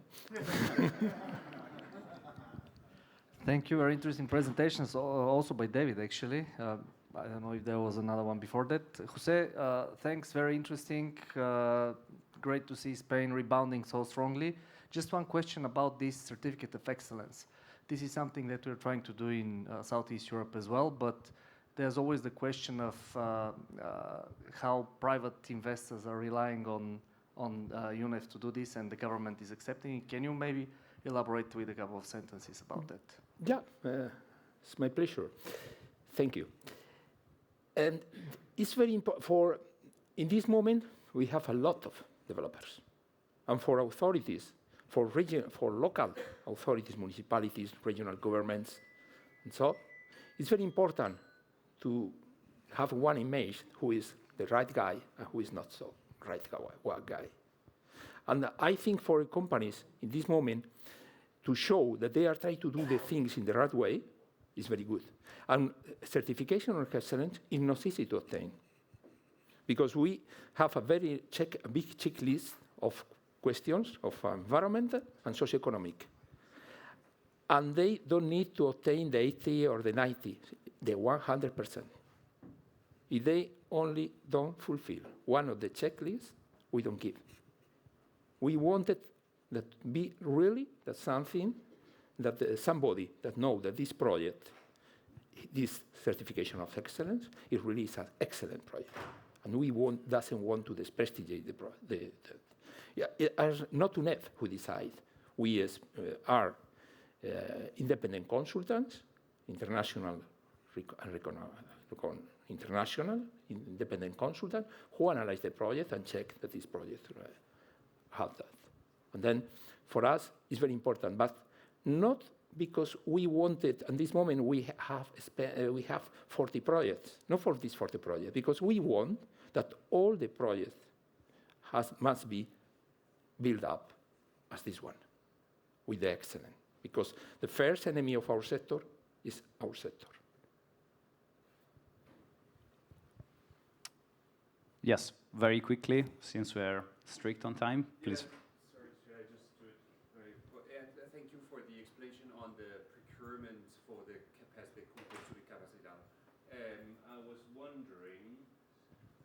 were saying that there is, it might be hard to find which projects. It will be very marginal, the difference between the projects, what they do at a social level and so on. So do you see a risk that very large projects will have an advantage of doing more and thereby having a few very large companies scooping up the entire capacity available? I must be honest with you, yes. Obviously. Economy of scale. Yeah. More capacity, maybe big companies needed inferior payback, more easy to finance and more small money. They can distribute more socioeconomic profits. In fact, we are asking to the government that we need different process. We need this for big projects, but for a small project, especially projects under 10 megawatts, we want to continue with fair service to book 10% of the capacity installed and of the connection points for self-consumption, and another 10% for distributed energy with projects with less of 10 megawatts, and in this case, with the traditional system of first arrive, first serve. Thank you, Jose. Okay, we are at the Netherlands, so third still on the podium, but as already pointed out, first if we're looking at VAT per capita. So Nold, please, the floor is yours. Tell us everything about the Netherlands. Yeah, thank you. Well, first for having me, because I must say we are. Let me remove that very terrible picture of myself. When Solar Power Europe came up with the idea of having these deep dives into the different national associations that are present and active within Solar Power Europe, I was a bit hesitant whether we could actually join this club of leaders of the sector, but at the same time, and that's also I must be honest with you. I had dinner with my wife and my mom last night, and they asked me. So I was saying I'm doing this presentation, and we're actually the leader, the per capita leader in Europe, and they hit me on the head and said you need to be modest. So, but I'm just going to put that over there. And I'm going to repeat the promise I made to the colleague of Raffaele, Naomi. I said to her, the next country that is going to surpass us, I will personally bring a bottle of champagne to that country. So I invite all of you, if you want to get that bottle of champagne, work for it, because it's a European task that we're doing. It's a continental and a massive task that we're up to. And I'm glad to say that in the Netherlands, we're doing very well. We're now stabilized at practically 4 gigawatts of growth each year. Well, to be honest, we're almost past the 20 gigawatts installed capacity in the Netherlands, and that gives us, with a little less than 20 million people, a good start. And with this, I always get the question from the government each year when the results come back in and they're saying, wow, it's been an amazing year for you guys. And what we always say is, yeah, but we already knew that this was going to happen, because my colleague made this graph, I think 4 years back, and everybody that we showed the graph to, I think 2-3 years ago, was like, this is never going to happen. You're never going to make 18, 19 gigawatts in 2022 and 50 gigawatts in 2030, impossible. With the growth rate that we currently have, we can easily surpass that 50 gigawatts. And I think Peter, our president, is sitting in this room as well. And yesterday he told the Minister of Economic Affairs and Climate in the Netherlands that by 2050 we'll give him 100 gigawatts of solar. We're still coming to terms on how we're actually going to do that, but we are going to deliver. And I think before we get there, we have to make, as a Dutch industry, as the Dutch solar industry, we have to make 7 transformation. And I was thinking, should I call them the 7 rings of hell by Dante's Inferno, or just stick to the transformation? And then I said, okay, I'll stick to the transformation because that's a bit more optimistic. I think that the first thing, and that's what I already mentioned before, we need to keep repeating that we're not the little boys and girls anymore that have this nice and cute technology that is, nice for a residential home somewhere, and you guys are doing something in the energy transition, but nuclear and offshore solar, offshore wind is really what is going to drive this thing.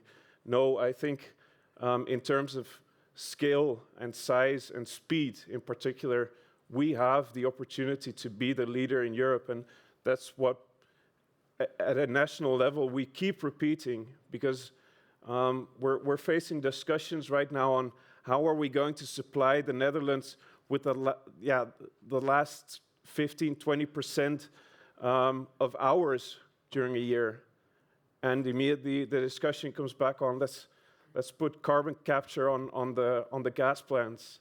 Let's build some more nuclear. And in the Netherlands, to be honest, we are installing the same solar capacity each year as the only nuclear installation we have in the Netherlands. So we can do, by the time the next nuclear installation is built, we can do 15 of those. I mean, we need to keep repeating that, because we're not the little boys and girls anymore that are coming to town. As was said this morning, we're the queen of the energy transition, and that is something that we as an industry association keep doing with regards to the government. And then for the large-scale installation, I think what we've seen is the industry has developed very, very quickly, and we've put massive amounts of solar energy into the system. But now we're coming to a place that, at least in the Netherlands, the grid is completely filled up. And whether we like it or not, that's simply the case.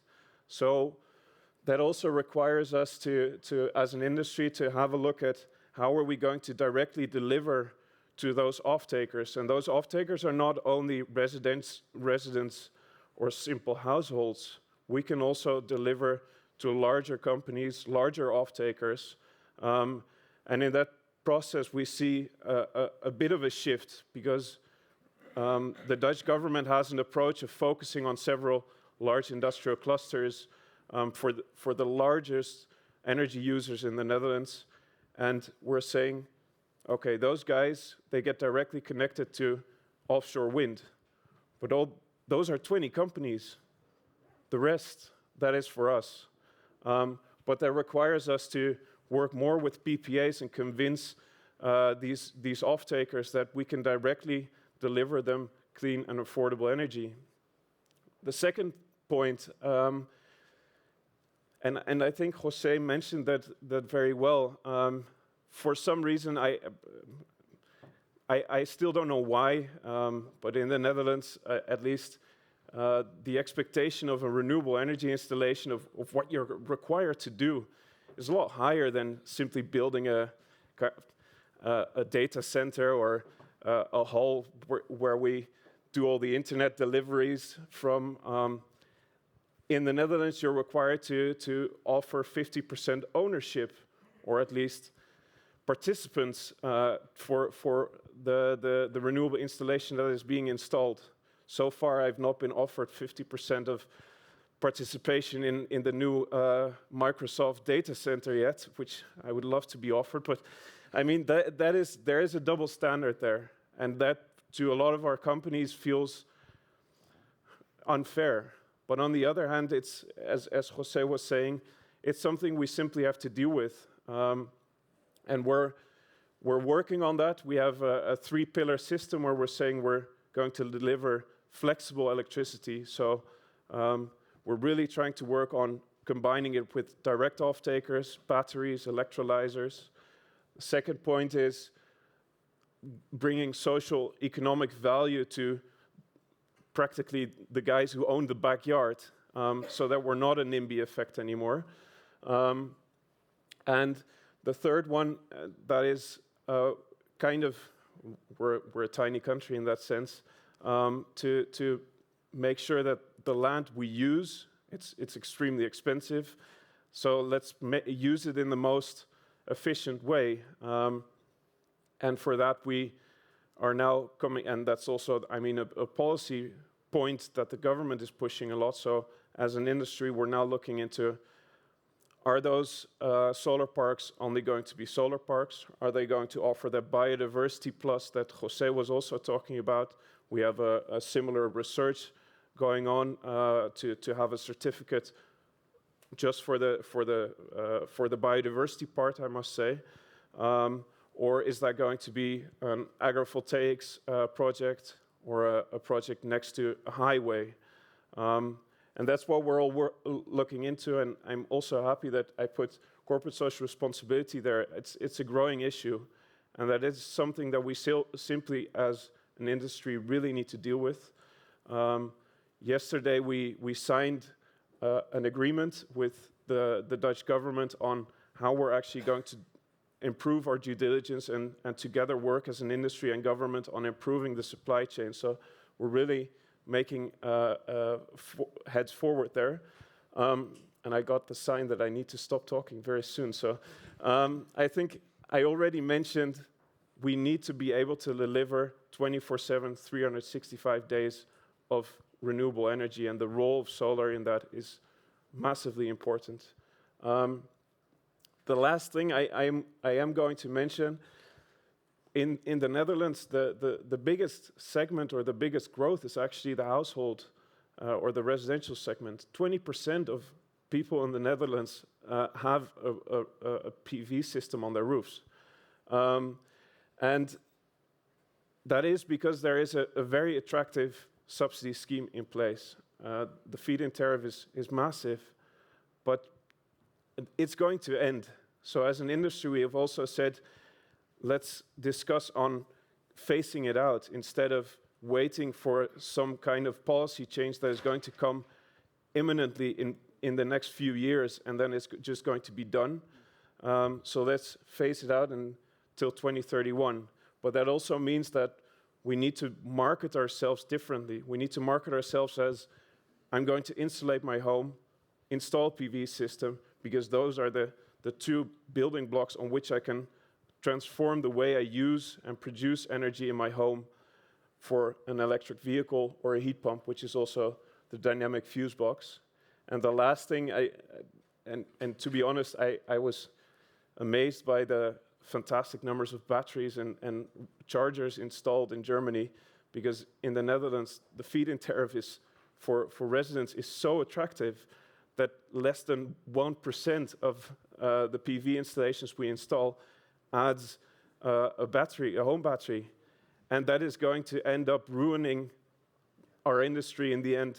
And we're really facing a dilemma that I call the Elvis Presley effect. We're going down because of our own success, and we really need to get that done before we get to Las Vegas. And maybe then the last part, and Raffaele, you can stop me. We're seeing a lot of, with this speed and growth, we need to have a look at quality as well. There have been incidents with storms with solar panels flying off. An 8-year-old girl in Amsterdam was severely wounded because of a solar panel flying off. And that not being horrible enough, from an industry perspective, that happening 3 or 4 times in a year, we can close business. So we really, really need to get our stuff together and get the quality of installation done as well. And that's difficult in a time of a scarcity when it comes to installation power. I think I'll shut up now. Reach out if you have any questions. Great, thanks a lot. I wonder if there's any immediate questions? Otherwise, for this and other presentations, feel free to grab the speakers during the after party and discuss with them at length, of course. I have a burning question, actually.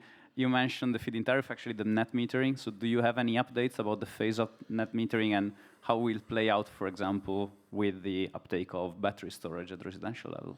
Yeah, so that's one of the big reasons that we've said we want to look into a phase-out, simply because solar energy needs to, the value of the electricity produced needs to increase. Unfortunately, I mean, I had the weird situation where I was talking to several members of parliament, and they misunderstood me. They said, am I getting you right now? Are you saying to me that you as a lobbyist are saying you want less money from us? I was saying, yes, please.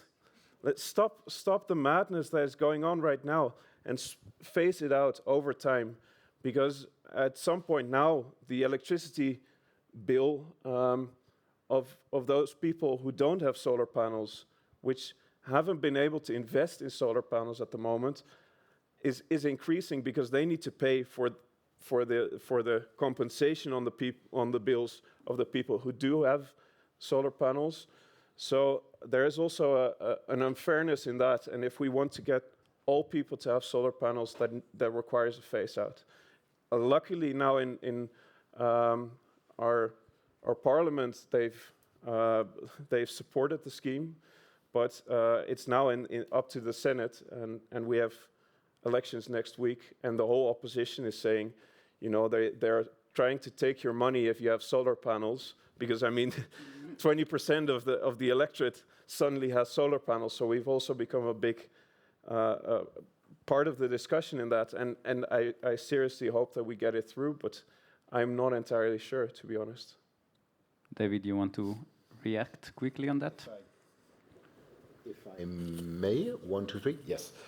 So we have just a warning, and I think from Jose as well, 2008 in Spain, and you've seen my graphs, 2011, sudden policy changes that are not phased out can ruin a market, and the market will be on its knees for a while because money is shy and it reacts very slowly to change. We had a different challenge with us. It was the change of the open field installations from a feed-in tariff to tendering, but with tendering it took 2 years because that was the time the companies had to build. So for 2 years almost nothing was built. Let's not repeat, as it was said this morning, let's not repeat past policy mistakes, and let's not repeat the challenge of quality that we had, because we've been in the craze before, and so these should be warnings we should hear, because particularly we had those two problems before. Indeed. No, comment? I will only remark the question of the quality. For us, it's one of our main concerns, because now it's boom. Yes. There are many new enterprises in the market. There is bottlenecks to find employees. Companies that don't admit more projects because they don't have people, and then we are quite concerned about that. In fact, we have another of our initiative. It's another certification of quality for self-installer. We did a training course for installer. We did one audit about the process and the quality of the equipment they installed that company, in the way that the market to know who are the companies that they can trust and the companies that they can't trust. Because we are very agree with you. If we have 3, 4 incidents, even that there are small incidents in all these projects, we are burned. Agreed. Okay, we still have 2 countries and 3 speakers, so I propose we move on. And with that, I would give the floor to the 2 Italian speakers, starting from Paolo from Utile Solare, and then followed by Edoardo from Elettricità Futura. And we will take any questions after the second presentation, so we can discuss the whole Italian market altogether. Thank you, Raffaele. Thank you, SP, for the invitation. So we can go on. I'm Paolo Viscontini. I'm the president of Italia Solare. Is an association fully dedicated to PV. Obviously, in Italy, we have more than 1,200 members. We cover all the value chain. We have working groups. So we are quite a participated association. So, but let's go to the points. So let's see where we are as Italy. Italy has now, there is not a pointer, never mind, 25 gigawatt installed at the end, connected at the end of last year.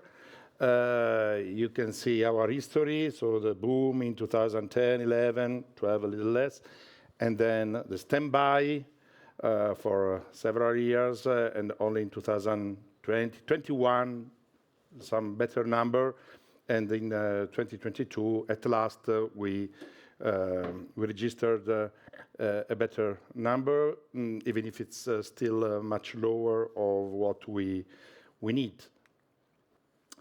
Let's see how our installations are divided. So we have, you see the residential sector, and with megawatt is about 6 gigawatt, and with a number of more than 1 million plants. Interesting to one consideration, we have a little more than 1 million residential PV systems over a total of about 12 million residential buildings. So there is still something to do. And if we go to the C&I, okay, the number is lower. Well, in terms of gigawatt is much better, 13 gigawatt. C&I for us is between 20 and up to 1 megawatt, more or less. And also here is interesting to see the number. We have about 85,000 plants, and in Italy we have 2 million industrial C&I buildings, including 400,000 agricultural buildings. So there is also here a lot to do. And then the utility scale, Eduardo then will talk more about the large plants. You see here the number of about almost 6 gigawatt in total. But what happened in 2022? I want to underline the residential sector. The residential sector covered almost the 50% of all the installation of last year, more than 1 gigawatt. This was the effect of a strong subsidy program given to the whole building for a renovation of the building called the Super Bonus, quite generous, I have to say. And it pushed a lot the residential market. We made more than 200,000 plants. And interesting also the number that I just received, because it arrived yesterday evening, and then I received today from my colleague. We reached at the end of last year 2 gigawatt hour of batteries in 1 year. So in only 1 year, 150,000 systems for 2 gigawatt hour of batteries, over a total of 2.75 gigawatt hour. So it means last year, pushed by this program, the storage market picked a lot. So, and then here you can see the number, but I want to go on with some more schematic number. Here we see the Superbonus effect in the residential area, so 200%, so plus 200% from 2021 to 2022. And while for the C&I sector, there has been also a growth, even if, in my opinion, much lower than what we would need, obviously, because the electricity price increase was a disaster for our economy, for the industries and so on. So some started to to make new plants. But I have to say that there was a big limitation given by Superbonus, because it was very, very difficult to find electric companies available to install the industrial applications. Very tough, because even the small, medium-size, but also the medium-size electric companies as installers were most of them dedicated to Superbonus because their margin was quite good. Prices were very generous, so they could earn more installing residential rather than commercial and industrial. So I expect a growth this year quite strong for the C&I. Regarding the utility scale, we'll see later. So interesting to see also this simple graph to see that the 66% of the whole installation in Italy is on the roof, and the 34 is on the ground, and the total is 6.3 gigawatt is residential, and almost 10 gigawatt is C&I. So roof are still covering quite a big big quota. The potential of growth is huge for roofs, but also installation on the ground. Well, 1 minute, okay. Yeah, for the residential, actually, you can then read in the proceedings some more details. I already said that it was a very strong push to the market. Now, what happens now is slowing down quite a lot, because this subsidy was driven by the credit transfer that has been stopped just a few days ago. And this was quite a shock for many people and companies, but it was expected. It couldn't go on so much for too long. And another key message is renewable energy communities. It's very interesting what is happening in Italy now regarding this tool. There is a huge interest. All the municipalities are talking about renewable energy communities. There is also a program that will give some subsidies for the shared energy, and this also will give interesting results. Regarding C&I, I want to highlight the third point is the self-consumption. This is a real revolution in our sector, because a company can install a plant in an area, a solar plant, and can use that energy being in another area. Or different factories can exchange the energy one from the other. So now I'm saying this very shortly. It's more obviously complex, but it's something that will really change the scenario. And we are just at the beginning. And in this sector is very interesting, something that as Italia Solari we pushed a lot, the solar belt, is the possibility to install PV in the agricultural land just close to the factory. So it's a support close to the industrial area, sorry, so close to the factory. So this is like, I like to say it's like an extension of the roof. Before was not so easy, almost impossible, honestly, because it's agricultural land is very complex to install PV. Now in 30 days it's possible to install the plant.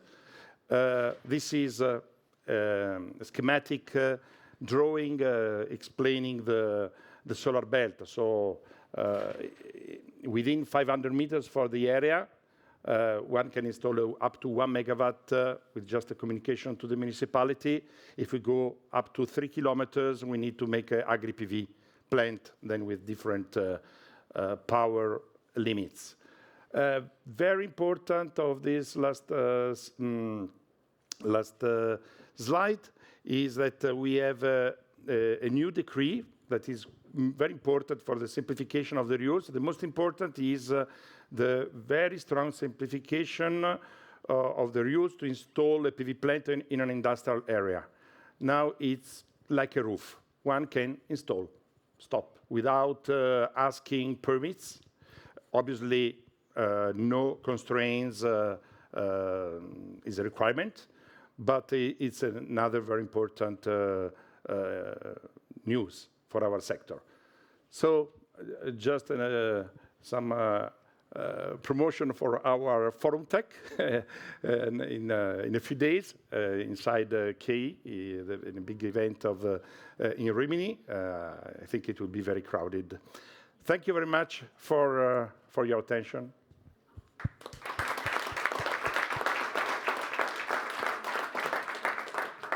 Okay, so let's move directly to Eduardo. Yeah.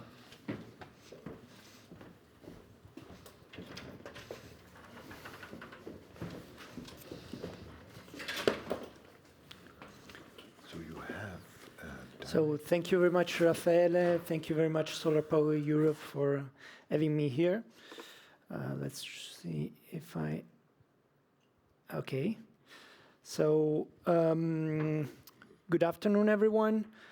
I'm head of European Affairs at Elettricità Futura. For those who don't know, Elettricità Futura is the main electricity sector association in Italy. So we cover the whole electricity sector value chain, from generation to distribution to supply. So I'll try to be as short as possible, as we already running behind schedule. So in June 2022, Elettricità Futura presented a plan of renewable development for all renewables from here to 2030, going along the REPowerEU plan. So to see what would happen in Italy if we would pursue the REPowerEU targets.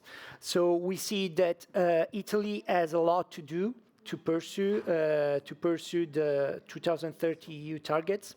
There is a lot to install across all RES technologies, but solar PV will take the lion's share of this growth.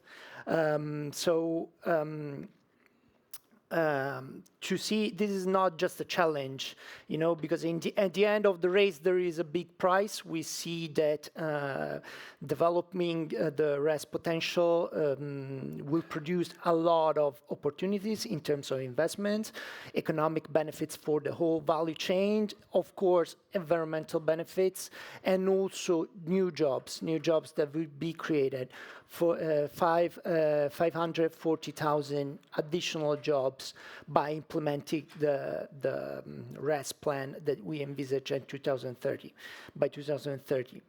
So I will not stay a lot on this slide, because already Paolo gave an overview of what were the installations for solar in Italy. We saw a growth of 3.2 gigawatts installed in the last year, a growth that was driven actually by some simplifications that occur in the PV sectors across several lines. It could be the authorization process, the self-consumptions. There were simplifications for agrivoltaic and floating PV. Also, there are some steps forward that are not yet complete on suitable areas in Italy, and also the simplification of authorization process in suitable areas. As I said, I mean, we did, as also Paolo highlighted in the last year, we did better than in the previous years, but there is a lot to do yet. And of course, I mean, there are some bottlenecks to be addressed. We are still waiting for governmental decrees to understand what are the principles to identify suitable areas in Italy, and this was expected by June 2022, and after that, actually regions, after this principle are issued by governmental decrees, the region should have identified actually suitable areas in Italy, but we are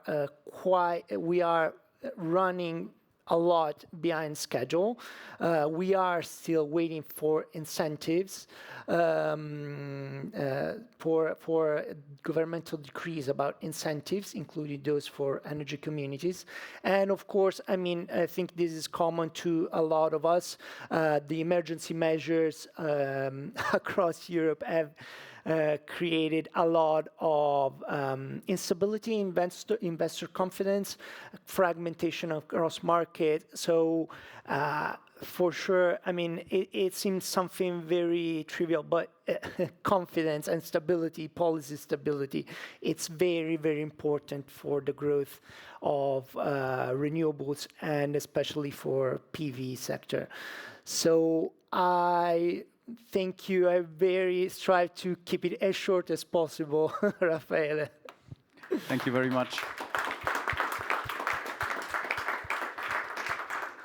Okay, there might be a few questions since the presentations have been quite comprehensive, but I would recommend perhaps that we give the floor to Susana to also talk about Portugal with enough time, and then we can take any questions in conclusion. So thank you, Susana.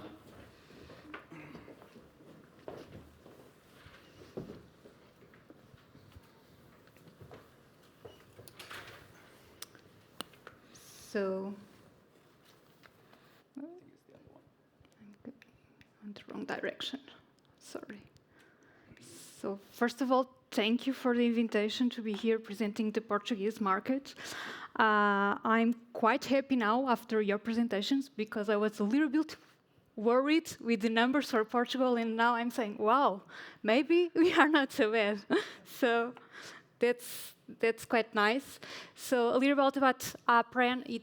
We are a renewable electricity. We are a renewable electricity association. We represent all technologies, not only solar, and we represent almost 90% of the installed capacity for renewable installed capacity. So we are like the single voice of renewable electricity in Portugal.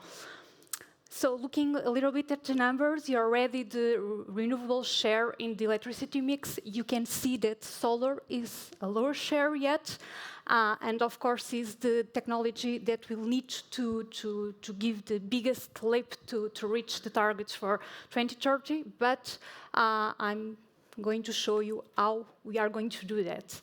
So Portugal, in reaction to the Fit for 55 and REPowerEU, anticipated targets of 2030 to 2026. And this means that in 2026, we need to reach 80% of renewable electricity, which means 9 gigawatts for solar.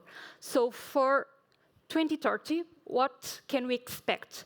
For the first conversations that we already had with the official entities that are working on the NECP, we are expecting a 91% of renewable electricity, and for solar, a range of 15 to 20 gigawatts. So this is a lot, and given the fact that the share in the mix is still very small.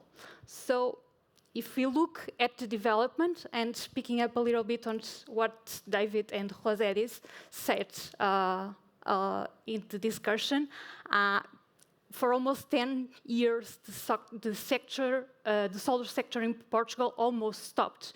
It was because the subsidies and any kind of feed-in tariffs just stopped with the crisis of 2009. So only in 2018, the market started to wake up, and the investors starting to showing interest again on the market. And of course, also regulatory changes allowed now for us to have very interesting numbers in the last 2 years. So in the last 2 years, we had around like 800 megawatts installed. So it's pretty impressive for our market, and we have now 2.6 gigawatts installed. But how to reach the 9 gigawatts in 2026? This is quite important. We already have 3.4 projects with the production permitting, which is the permitting that's allow you to start building your project, and also around 2.7 gigawatts with grid connection, it's very important in Portugal because with the lack of grid availability. So we actually can reach in 2026 around 8% capacity only of large scale. If we look into the small scale, the numbers are a little lower, but the increase is also quite impressive for this market. And if we break down the numbers, we can see most of the units are going for service and industry. And this is mainly because we lack of incentives. In Portugal, small scale is only self-consumption and no incentives feed-ins in the last 10 years. So the numbers are quite important also. We still have a lot of problems with permitting and the registers portal, and energy communities are now starting to give the first steps, but we actually have a very well-designed regulation for energy communities. So we hope the next years to see also interesting numbers for energy communities. Looking a little bit at the regulation framework and the changes that were made, in 2019, a new decree law came out, and three ways were implemented to give grid access, and one was direct request if there were grid availability, with there isn't in Portugal. The other one was an agreement with the grid operator to pay for the reinforcement, and the last one, the auctions. Last year, a new decree just came out in order to promote hybridization, repowering. Also, it just put all legal pieces of the electrical system in the same framework, because it was all split in different documents. And also now small scale and large scale are in the same framework. So just to understand a little bit, and this was the scenario of requests for permits in Portugal. But because we didn't any grid availability, we didn't know what to do with these requests. And some people already asked me, are these numbers right? Yes, they are right. It was an unbearable number of requests to the TSO. So what the government did, basically auctions, and if you want to do a project, you have to pay for the reinforcement of the grid.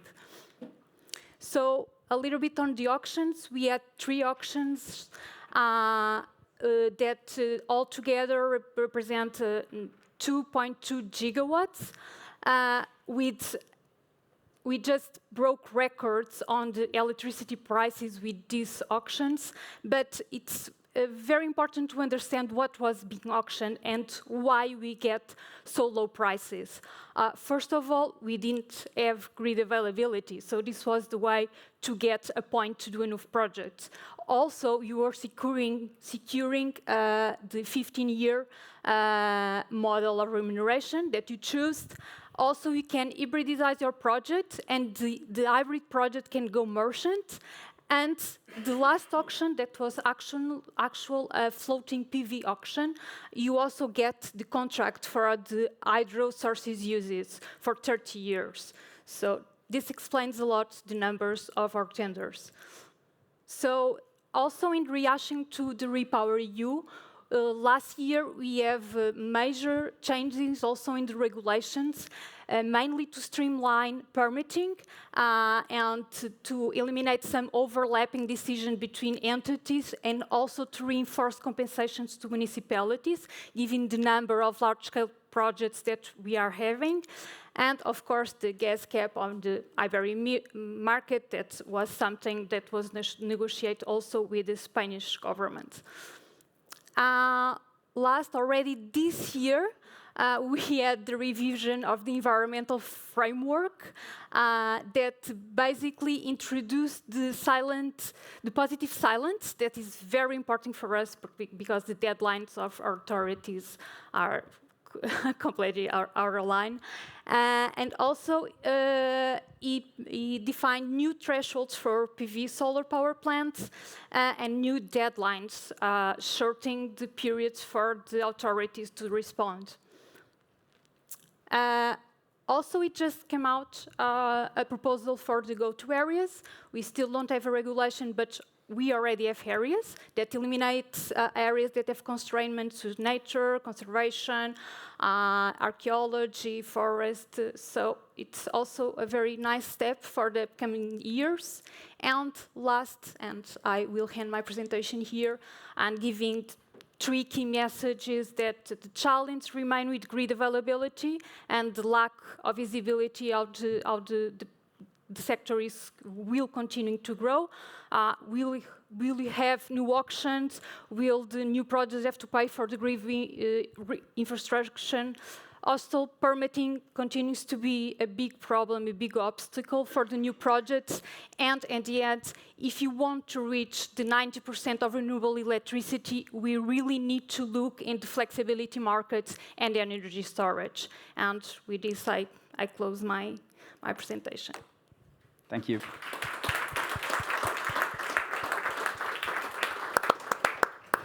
Okay, we dragged a little bit over time, but I think we can still take a couple of questions for Italy and Portugal, if there's any immediate questions from the audience.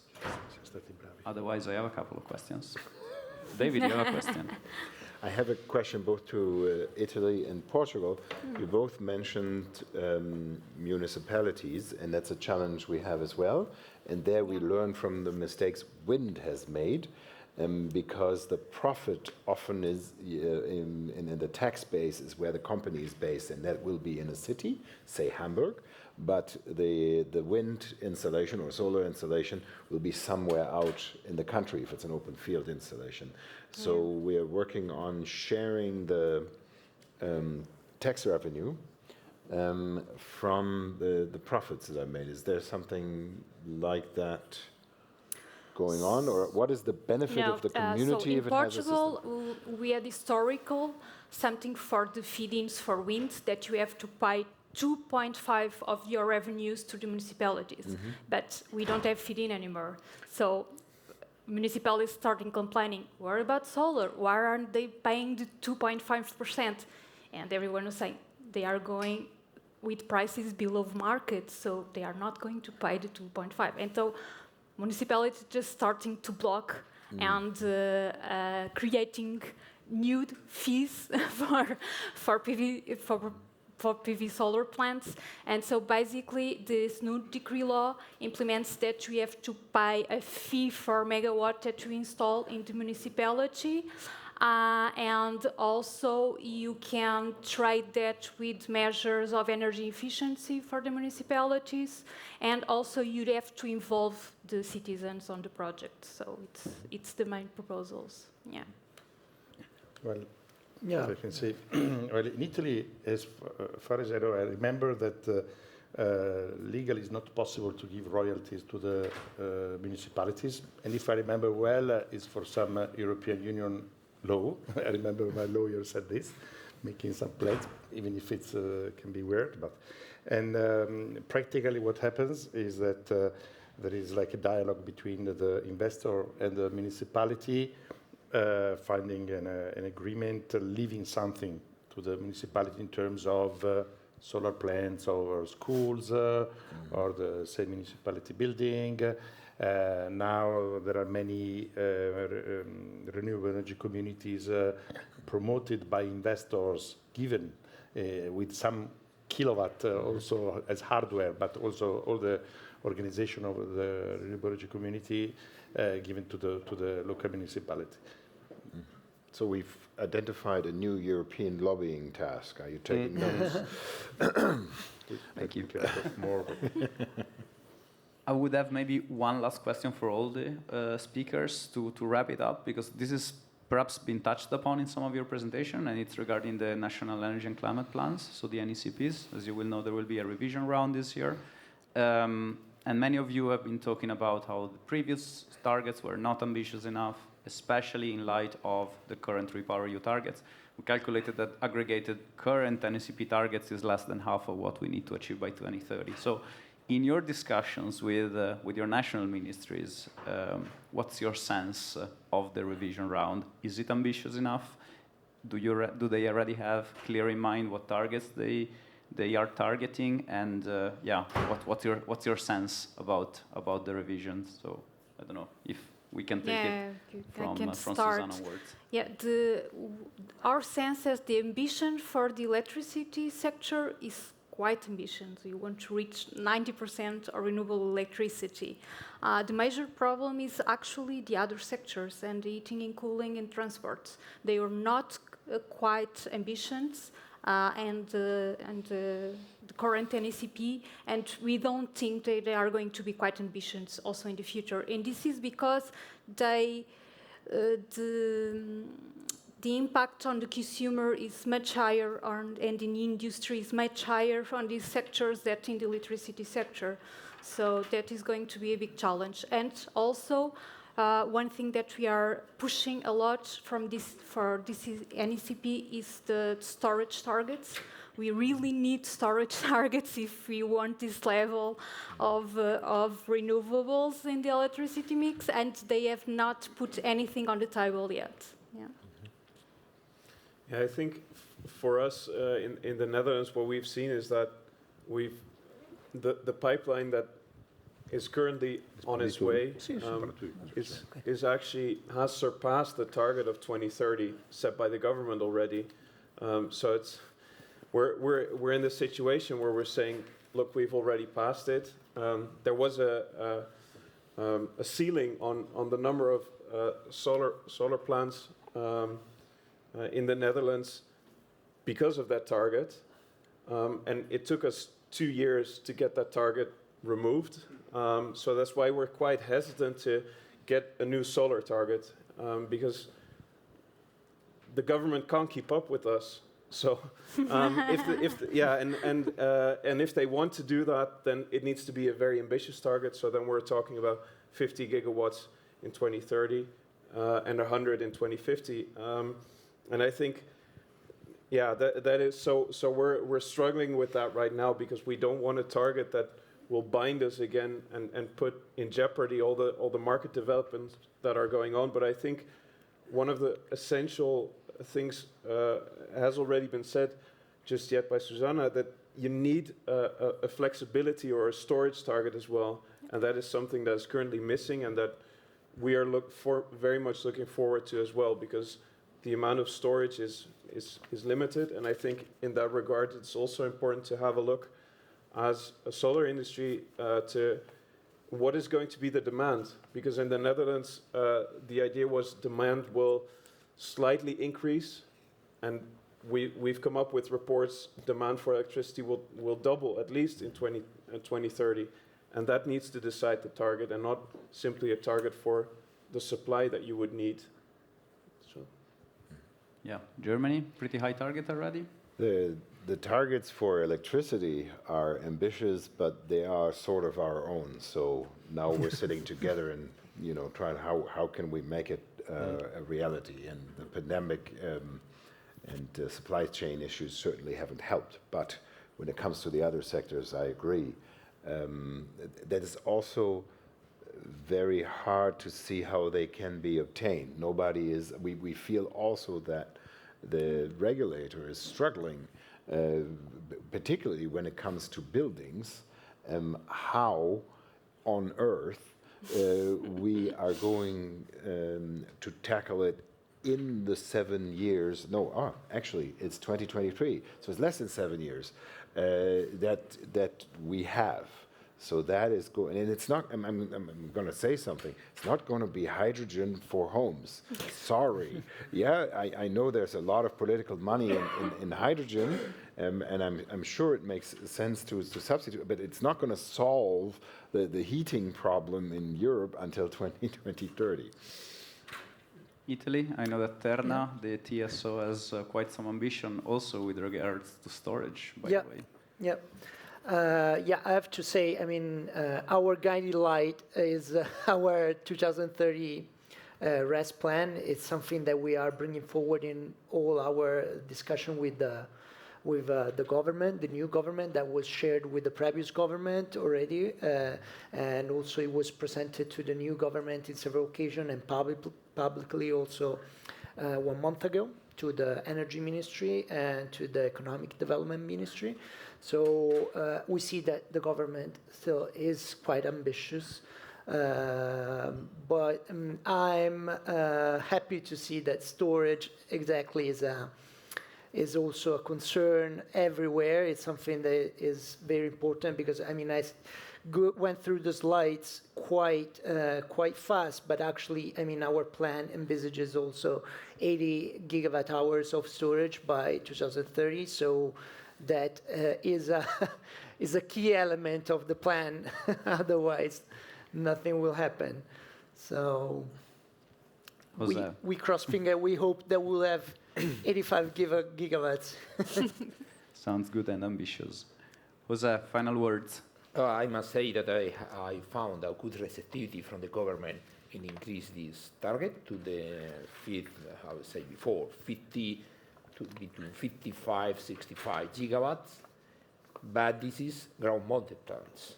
We want to plus this figure as minimum 15 gigawatts of self-consumption. That we want to is to be more ambitious in storage, and particularly in the speed to introduce storage. We need storage already. If not, we'll have a serious problems of curtailments, and we need to implement all the regulatory frameworks necessary for that. And two, we need a new concept in grid planning. We came from an electrical sector that was habituated a few investment and few projects very big and very sure that they will do it. But we are in a new reality with 100,000 of projects that maybe will be built up or not. And then we need a new formula of flexibility planning that is not be possible to think only in a planning for 5 years, because in 5 years the reality could be fully different. And then we need practically yearly updated of the flexibility planning, and particularly to focus in strategic projects. Imagine now with hydrogen, when we did 2 years ago, the last planning was not the forecast that all the project we have. Then we need to change this planning very quickly. We can't expect wait for 5 years to change this grid planning. It's key. Okay, I suggest to give a big round of applause to our speakers today.